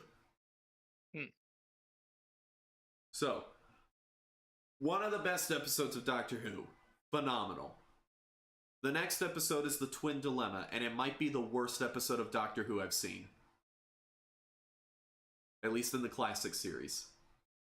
That's pretty impressive. It is. Everything went wrong for the Sixth Doctor, Colin Baker. So, first off, the season's not over. This episode aired the week after the Caves of Androzani, for some reason. It was a absolutely stupid decision. Number two, Colin Baker, they were trying to do something very different with his Doctor. Because the last Doctor was very cerebral, very patient, and very kind for the most part. And the Sixth Doctor is very brash, abrasive, and will take the direct course of action all the time, which usually means just freaking shooting somebody, unfortunately. Which isn't nearly as fun as the clever way out. And they also decided to have they imply that something's gone wrong with the Doctor's regeneration this time, and he has these manic moments where he's going crazy and he loses control of himself. And in one of those moments, he actually strangles Perry until he sees his reflection in a shard of a mirror, and then somewhat comes back to his senses. And that scene on its own is great.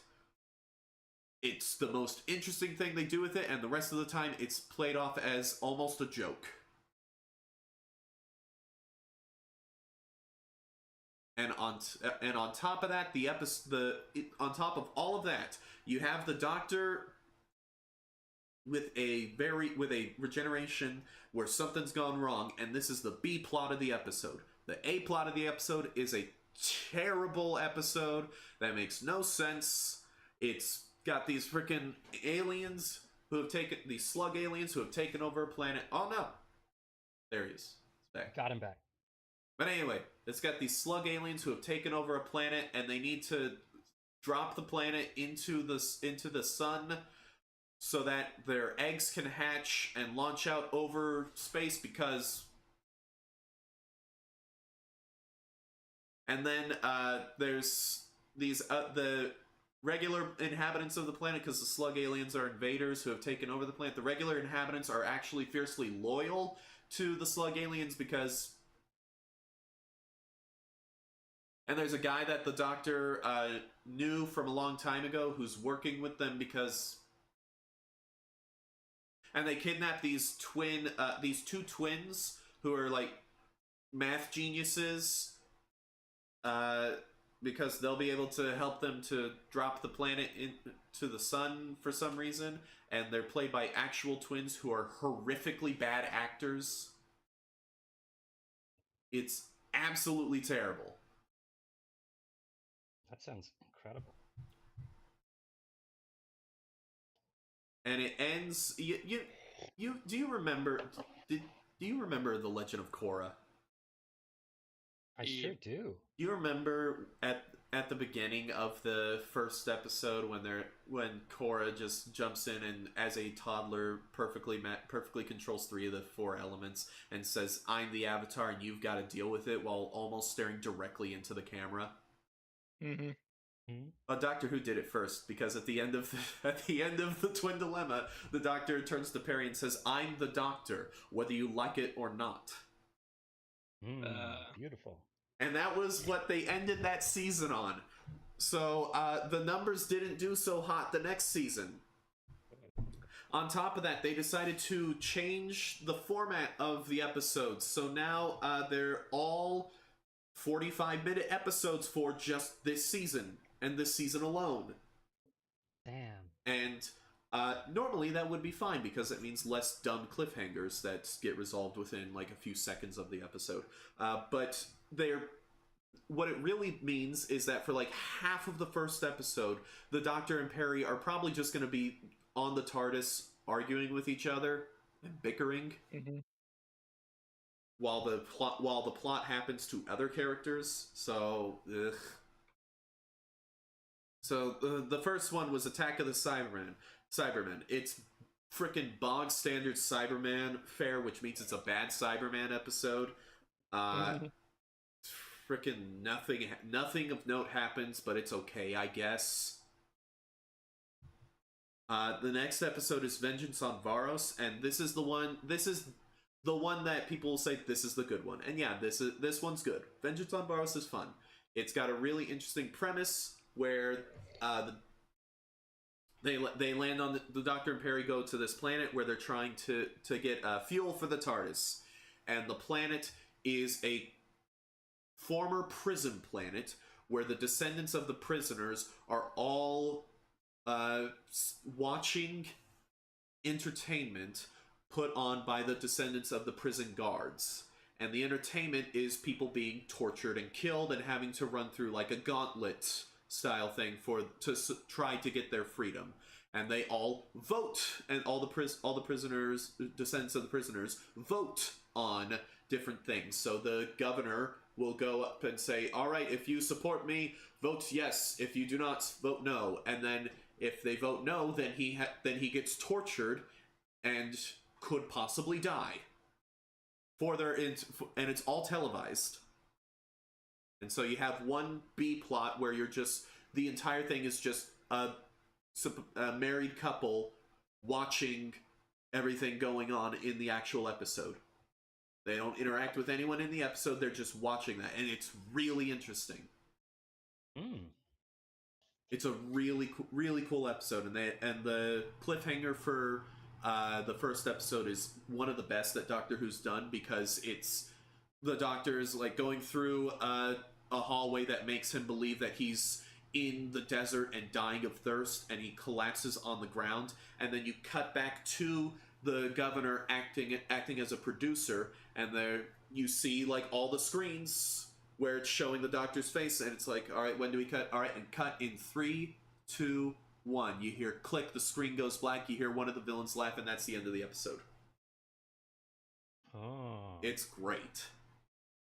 There's one bit that is a little controversial because it almost looks like the Doctor shoves a guy into a vat of acid, but that's not what happens. It's just the shot competition is a little odd. The bad part is that he has like a freaking James Bond one-liner right afterward. Oh. It's like, that's not the Doctor. That's because they wrote the Sixth Doctor very poorly. He's too mean. Yeah. Mm-hmm. Yeah, Vengeance on Varos is great, and it is on YouTube, on the Doctor Who YouTube channel, so you can watch it for free. Hey. Yay! Next was The Mark of the Rani. The only thing of note is it introduces a villain called the Rani, and she's another Time Lord villain, kind of like the Master. Okay. It's pseudo-historical during the Luddite rebellions, I think is what it's called, or Luddite uprisings, something, riots maybe, which I'd heard about, but I don't know much about it. That's the only thing of note, honestly.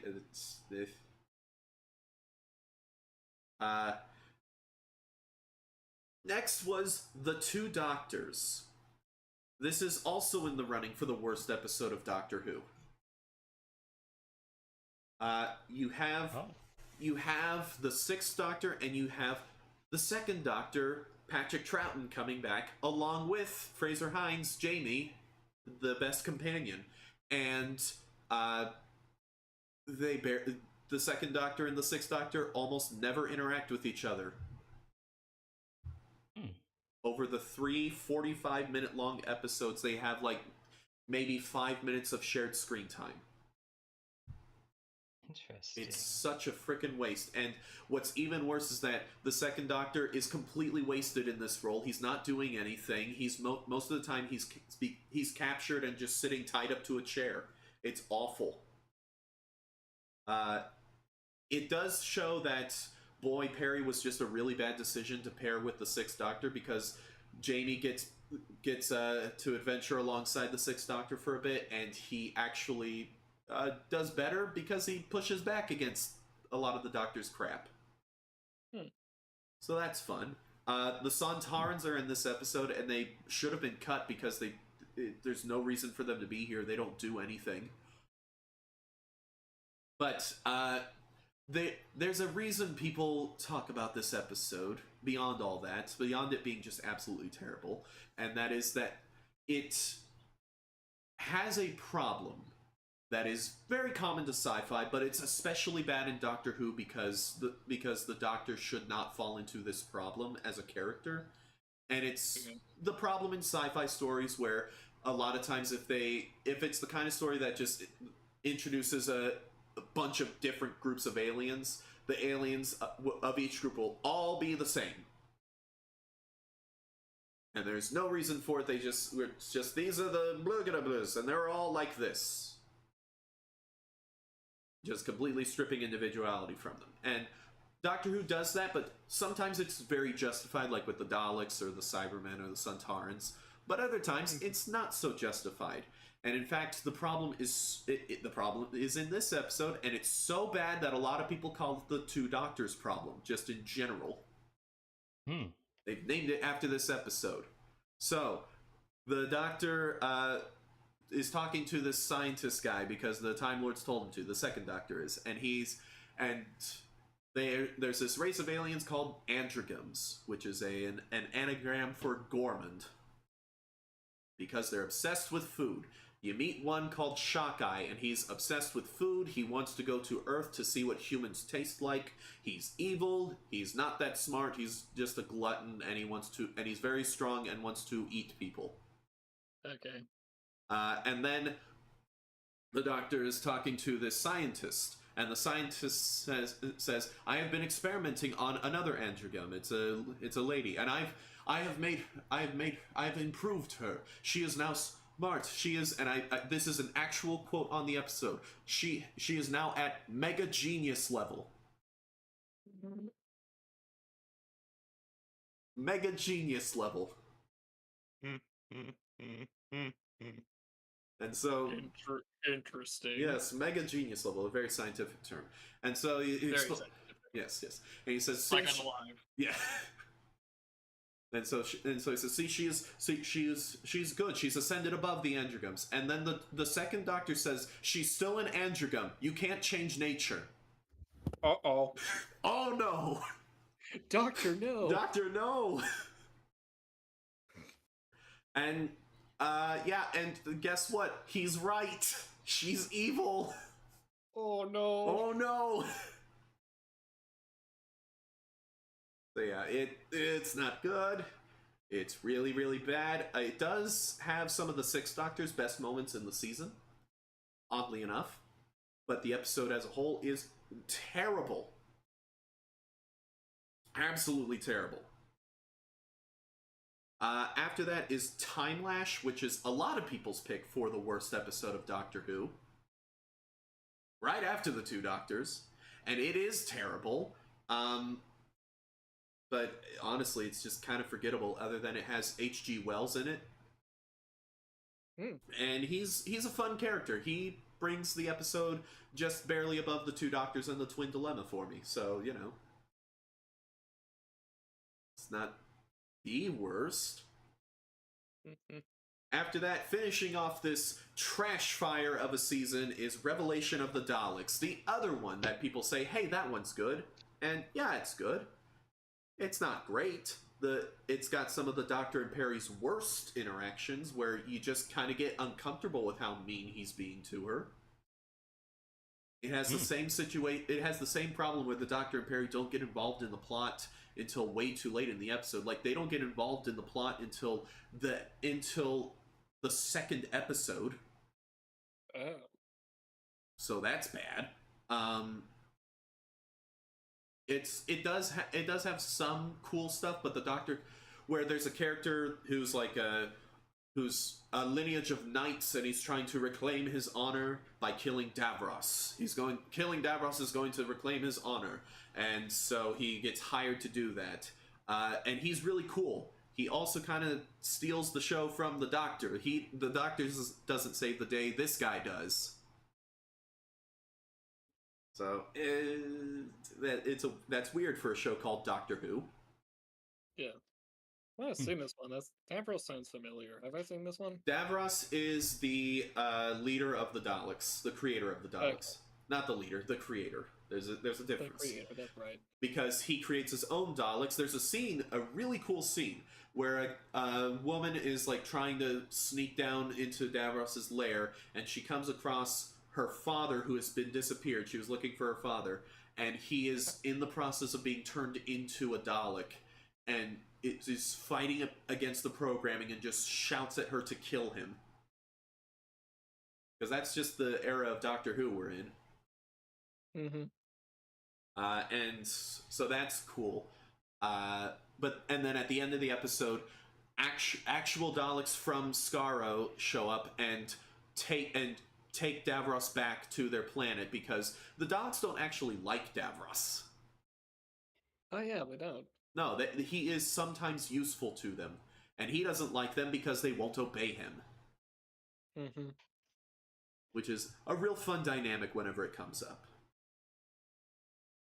So that was Colin Baker's first season. It was an absolute disaster. So his next season, hopefully they'll get things right.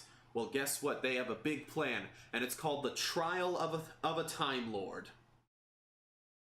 The entire season is one gigantic arc, one continuous storyline, where the Doctor gets put on trial for his crimes against the Time Lords.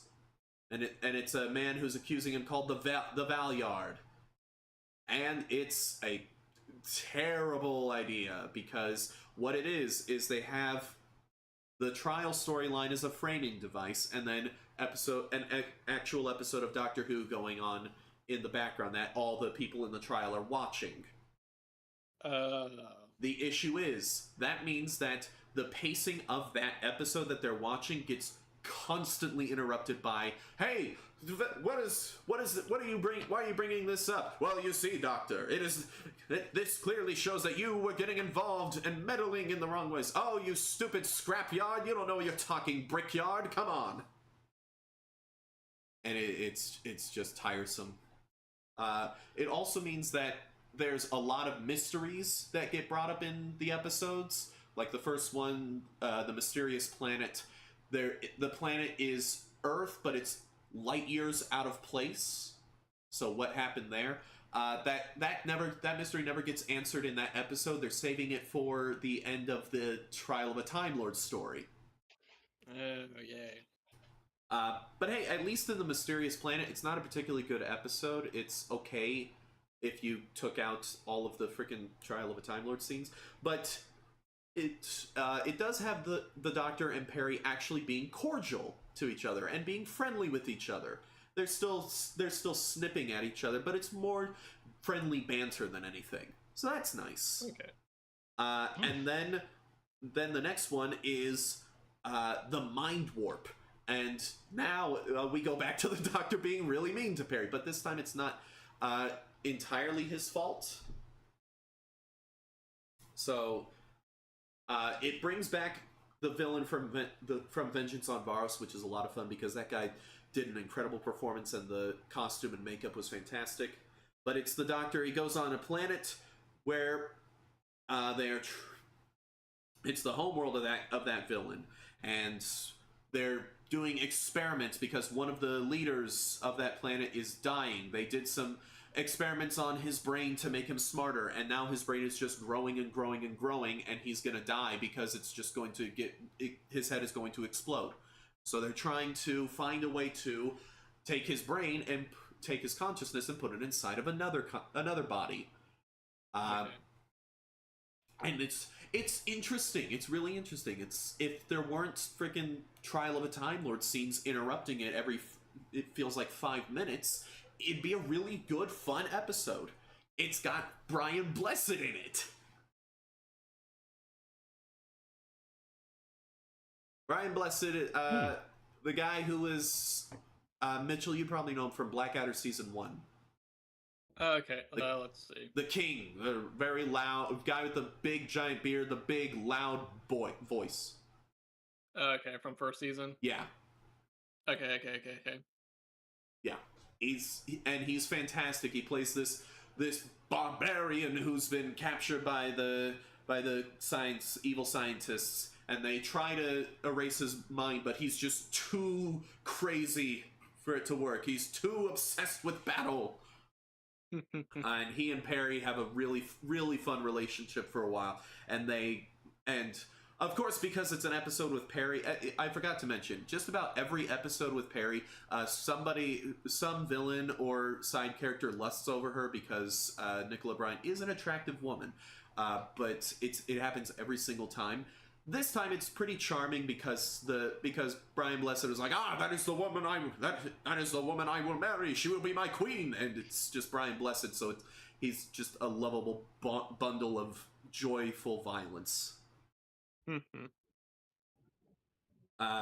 Yeah, that episode ends without actually resolving the plot, which I'm assuming it's going to be resolved at the end of Trial of a Time Lord, which I haven't gotten to yet. So, yeah. That is this is the part of classic Doctor Who where it's just bad.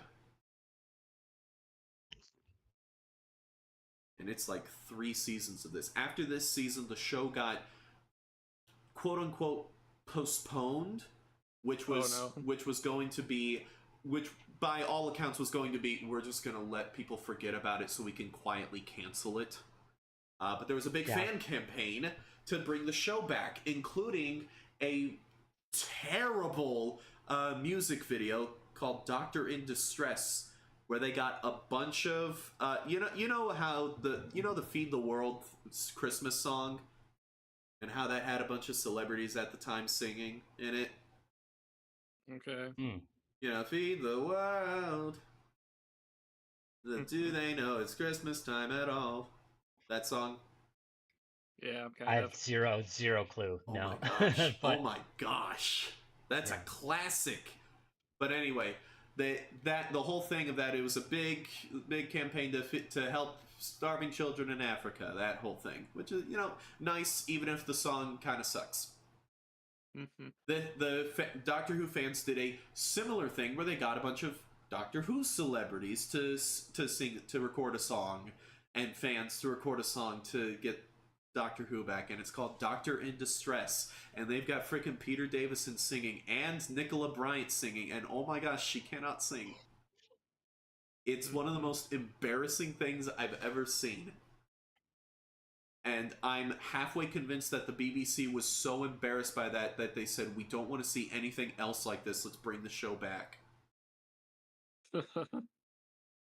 But unfortunately, Colin Baker was just quietly axed. He gets 2 seasons, and they're both awful. It's a real shame. Thankfully he's got some good audio adventures. Speaking of, it is time to continue on to take the Doctor Who Power Hour over to the audio adventure side of things. Very nice. Yes. So, last time I had just finished listening to Zagreus, the 50th of the monthly Doctor Who episodes. And that one was overly ambitious, kind of a hot mess, but I enjoy it. After that is the last of the ones that were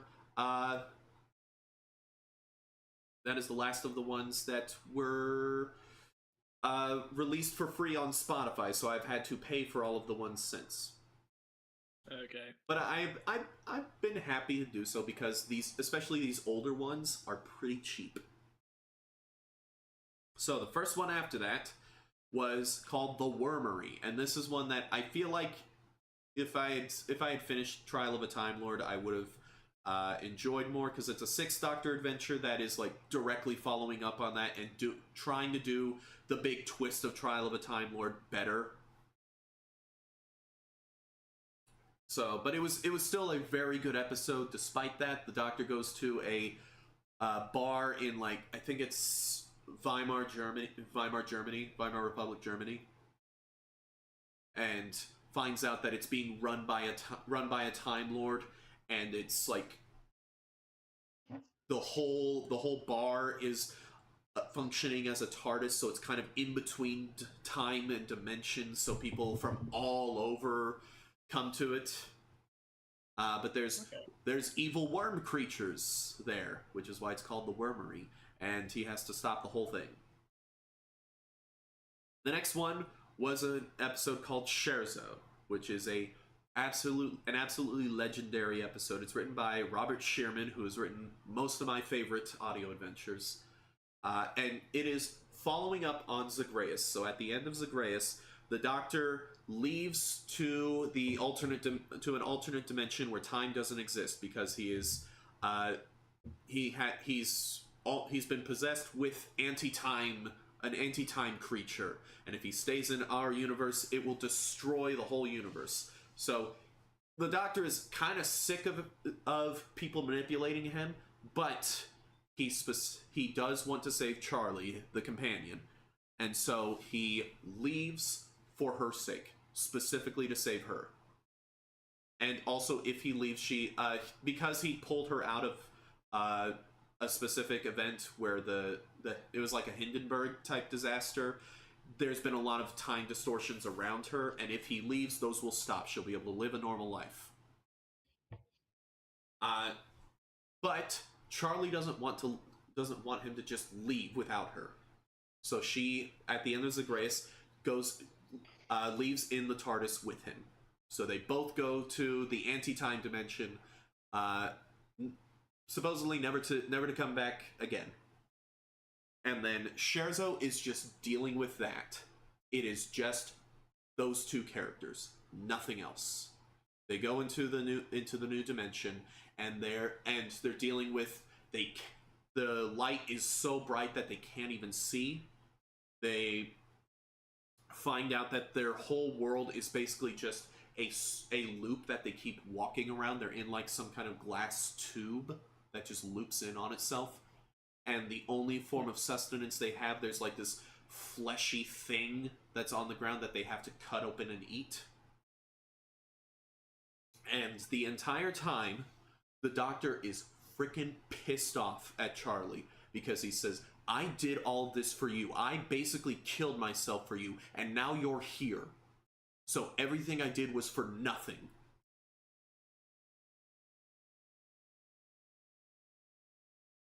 And it's just dealing with that kind of feeling. And it's fantastic. Absolutely fantastic. And again, the whole episode is just those two characters. And there's some interesting stuff where because they can't really see, they're holding hands the whole time, and that's like the album cover is just hands being held. And the laws of the universe are so weird that eventually their hands are fused together. Okay.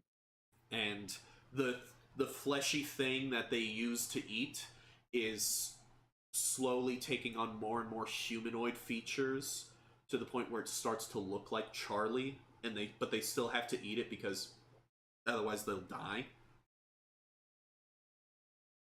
It's really creepy, really interesting, and really kind of heartbreaking at times. It is an absolute masterpiece, and it is a shame that it kind of needs you to have listened to a crap ton of adventures before it, because I'd love to just recommend that anyone go and pay like $5 to go get this, but it takes a bit. But eventually they do break out and they get into the wider part of the universe, and it's like different sections. So like each section of the universe is its own kind of planet. It's really weird. A lot of people don't really like this arc of the audio adventures because it feels like there's so much potential. It's a universe where time doesn't exist, and it just feels like a bunch of regular Doctor Who stories. but occasionally Charlie or the Doctor will say something about time, and then a character will go, "What's that? I don't know what time is. See you tomorrow." Yeah, it's a bit dumb, but there's some good episodes in here. First one is The Creed of the Chromon. It's not a particularly good one, but it does introduce a new companion named Kariz. And his name is spelled C''Riz. No. Yes. Doctor Who named a character C''Riz. Doctor Who predicting the future. Predicting the future once again. Yes. But yeah. I hope C''Riz gets unalived. Hey, Kariz is pretty good. It's just there's not much there in this episode, but it does set up his character pretty well. The main thing that happens is his fiance is he's like a half bug person, but he's exoskeletal, so skeleton's on the outside, and it'll like shift and change colors to blend in with his background. That comes up a couple times in some of the episodes. But the main thing that happens to him is that his fiance is captured by the villainous aliens and is experimented on, and she's turning into a horrible monster, and so he has to put her out of her misery. That comes up a couple times, and it's usually handled pretty well. The next one is The Natural History of Fear. This one is absolutely incredible. It is the other really, really good one that people talk about. So the Doctor, Charlie, and Kariz go to this place where the people capture them, and then you cut to Charlie and Kariz sounding like a married couple watching Doctor Who Adventures. And then Charlie reports Kariz to the police because he says something wrong, and the secret police come and they take him away, and he's killed. Or at the very no, he's not killed. He's his memories are replaced with another personality. And then so you go through this whole thing where the Charlie character is trying to find him, and then eventually runs into a man called the Editor, and it's the Doctor. And you're thinking, okay, the Doctor's obviously playing along with people because he's got a plan to save them. But then the Doctor sends Charlie to the place to get her brain rewritten. And so you're following the Doctor through all these adventures where he's slowly going from completely going along with this horrific totalitarian dictatorship to slowly trying to find rebels and work with the rebels and actively fight against the place, to finally he gets captured by the new Conscience, which is one of the leaders of the government, and it's Charlie, but she's been reprogrammed, and now she's the new Conscience, and they have this big conversation, and she says you have all of all the memories. So think back to your memories. Think back to what happened when the Doctor first arrived here. And so you go back, and the Doctor made a deal with the government to get to have Charlie and Kariz back so they could leave. And he's like, yes, that happened, but I'm the Doctor. I'm here. And she says, in all the Doctor's memories, and all of the adventures, the Doctor is a biped. How many limbs do you have? And the Doctor says, 8, like anybody else. Oh no. And you realize that it's revealed that the Doctor and Kariz and Charlie left centuries ago. And the Doctor gave his memories to this populace, and they've been implanting them in people over and over and over again. So it's really interesting. It's one that you could theoretically listen to on its own, but it wouldn't hit as hard because you don't recognize the voices as much. So, the next one was The Twilight Kingdom. I don't remember this one. I'm gonna move on. Oh wait, no, it was must not like been that good. it was like the planet is a person and it eats people, and yeah, it was a sentient planet eating people. That's the episode. Okay. Next one, Axis of Insanity with the Fifth Doctor. He goes into a hell dimension that is run by an evil Jester Man, and the evil Jester Man does fun things and tries to kill people because he's an evil Jester Man. Next one, Arrangements for War. Fantastic Sixth Doctor episode where he and Evelyn go to a planet where Evelyn wants to just have a peaceful time, because the last time we were with the Doctor and Evelyn, she watched someone die right in front of them. Oh no. And she's a sprightly old lady, but she has her limits. So she wants to go to a nice peaceful planet. And so they go to this planet, and the Doctor's like, every time I try to intervene, things get worse. And then he sees this guy who's like, I want to be with the girl I love, but it's just gonna, there's no way it can work. And the guy says, and then so the Doctor goes up to him and says, what? Come on, you could just go be with her. Who cares what people say? Who cares what society says? You just go be with her. He says, okay, I'll do it. Hey, princess of this country who's betrothed to be married in a peace accord, I love you and I want to be with you. Uh-oh. Oops. And so the Doctor works with them, tries to make things work out, and does a pretty good job for a while, but eventually things just completely fall apart. He barely saves the world, but the guy dies, a lot of other people die, and he just feels horrible about himself. Evelyn has her own side plot where she has almost begins a relationship with an older man, and they have really good chemistry, but eventually she decides to go with the Doctor again because he needs her. And it's a really nice, somber episode. Very, very bittersweet with a heavy emphasis on the bitter. The next episode was a Seventh Doctor episode, which introduces a new companion, Hex, who's a nurse at a hospital, something like that. He's a cool guy. The whole thing is that the hospital is secretly creating Cybermen, and the Doctor and Ace have to stop that, and then Hex helps them, and eventually he goes and travels with the Doctor. The next one is The Roof of the World, another Fifth Doctor adventure where you have it's got Peri and Aramim in it, and Aramim, the Egyptian pharaoh or whatever, I forget. I don't know. It was in that one episode that I completely forgot somehow. And it's mainly focused on her. She's dealing with some kind of creature that was entity that was prophesied in her lore, and she dies, but it's really just using her to possess her and get a body. And the Doctor and Peri eventually defeat it. And it's good. It's a fun one. Next one is Medicinal Purposes, another Sixth Doctor story with Evelyn, so it's fantastic.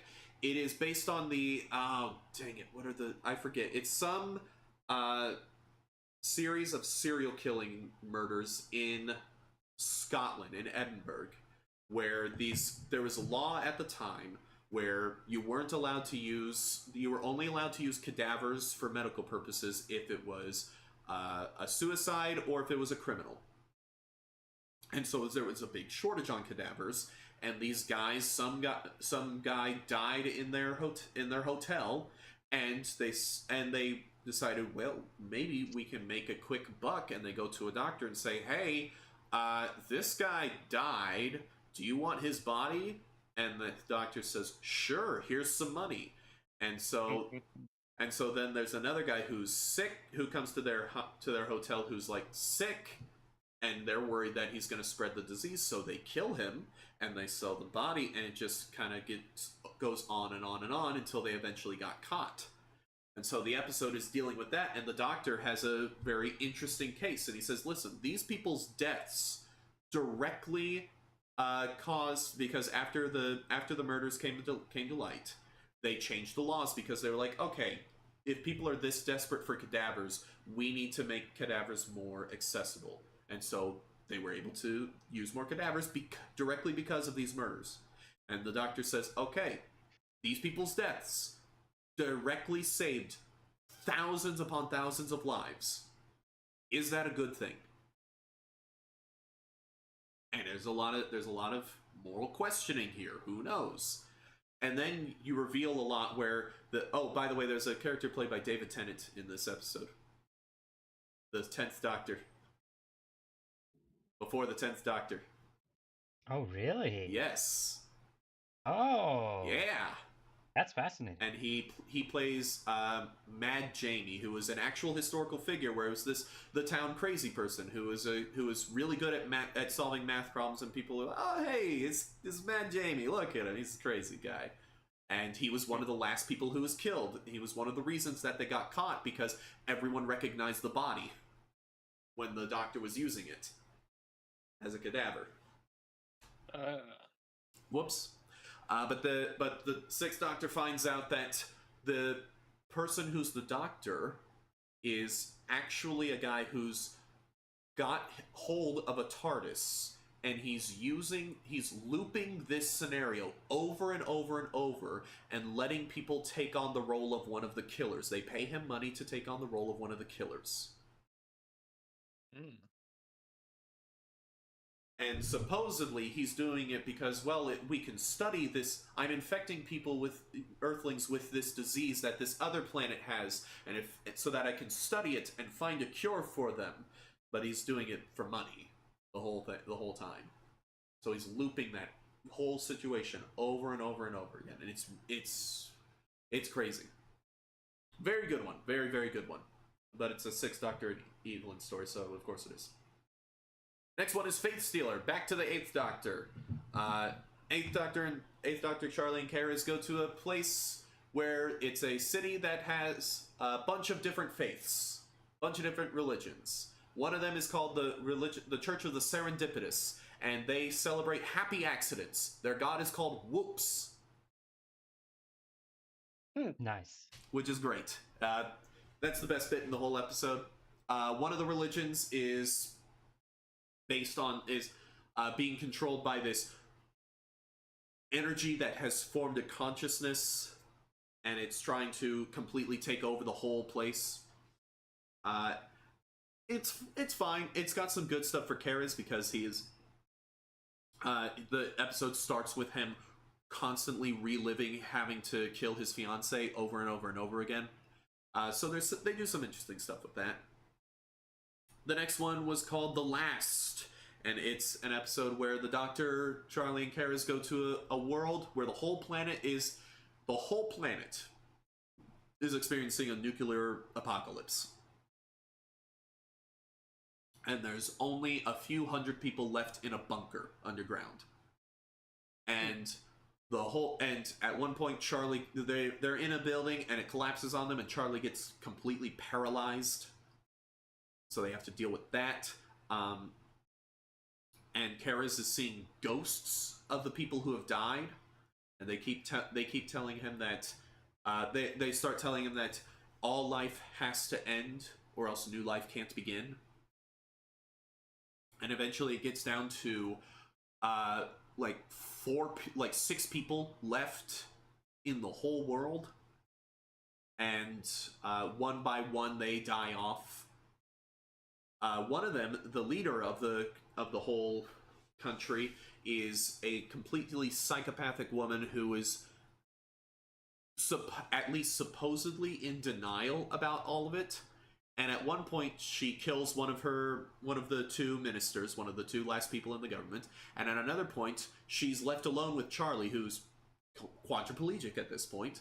And Charlie, they get into an argument. And then she smothers Charlie and kills her. Oh no. And it's a really creepy scene, just listening to it. And then eventually, all of them are dead except for the Doctor, and the ghosts are talking to him and saying, "You're the last one now. Until the last one dies, we can't move on." And then eventually, and so the Doctor decides, "Okay, well, what the hell? And he sets off a bomb, and then the whole universe resets. Everyone's alive again, and they move on.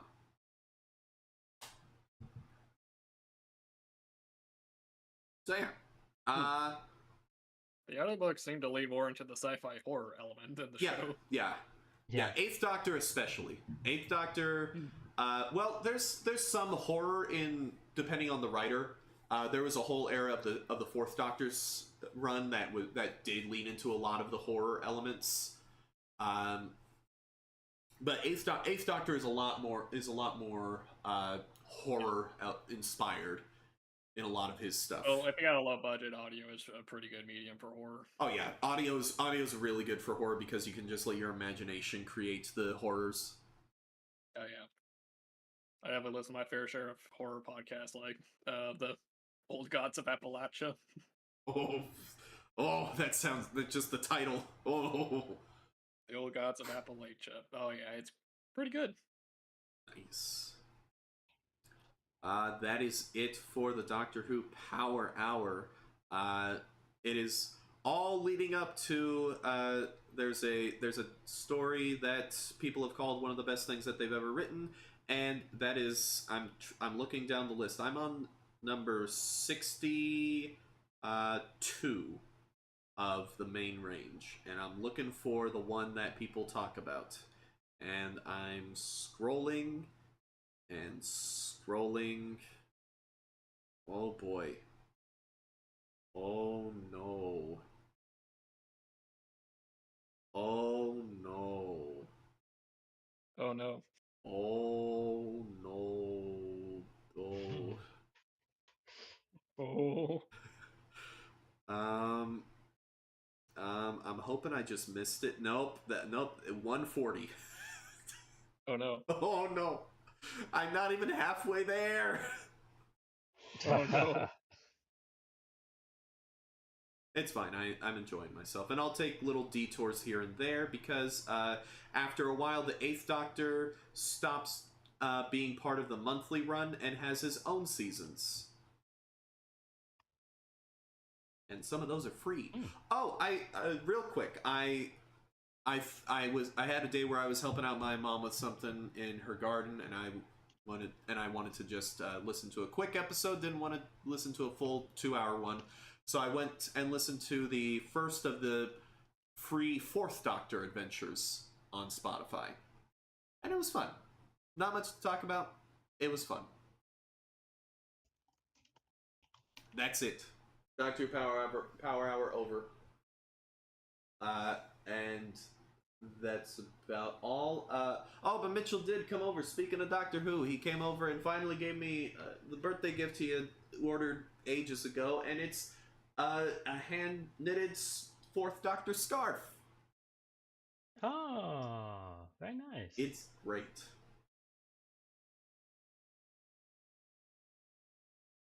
So thank you for that, Mitchell. That was very cool. You're welcome. I put gotta think of something for Jordan. I put it right next to the Fourth Doctor sonic screwdriver that my brother-in-law gave me for Christmas. Nice. Yeah. That's it. I'm done. Woo.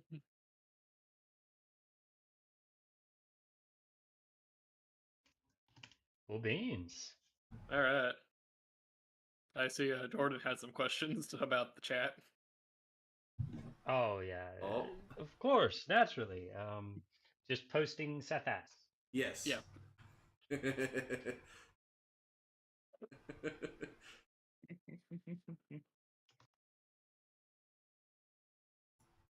Don't worry about it. Don't worry about it. It's fine. Yeah, don't worry about it. It's fine. It's like, I mean, I wanted to differentiate from my other Seth pictures. Yes. The one where he looks a little more dignified. Because that's the character that has, like, the Monster Hunter switch axe weapon. Oh, yeah. Yeah, he's got, like, the Monster Hunter, like, charge blade, straight up, just a charge blade for Monster Hunter, so he's my favorite character, naturally. Naturally. It's a shame that he's so terrible, but, because, man, his DPS is low, but, I love him anyways.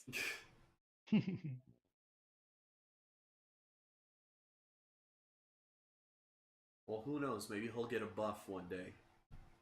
Yeah, we'll see. I don't know if they buff characters in these games. I don't know. They buff male characters in this game. That's the real question. That's the real question right there.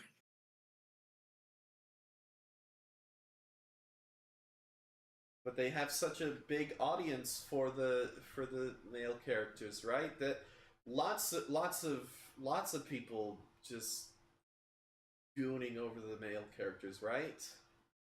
I mean, just look at his ass there. Just look at it. Definitely almost as much as the female characters, right? Surely it's a Right? close race. Right? Sure. Right? Who am I kidding? They have like 5 characters that look like Saber. Oh yeah. Yeah. 5 characters to appeal to one type. Because you got to get all the different variations. Yeah, pretty much. Don't forget Fox Girl Virgil. That's true. That's true. Incredible. You know, for the woolies in the audience. Yep.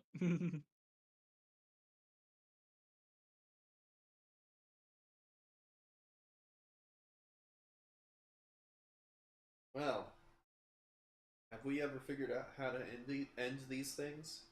No, I don't think we have. I just kept waiting for you to be like, and we're going out. Yep.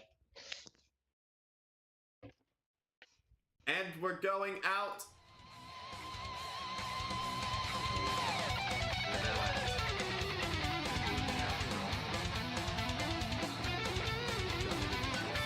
A masterpiece.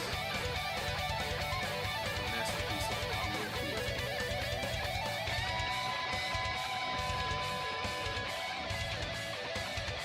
They loved it. All 2 sex bots that helped us.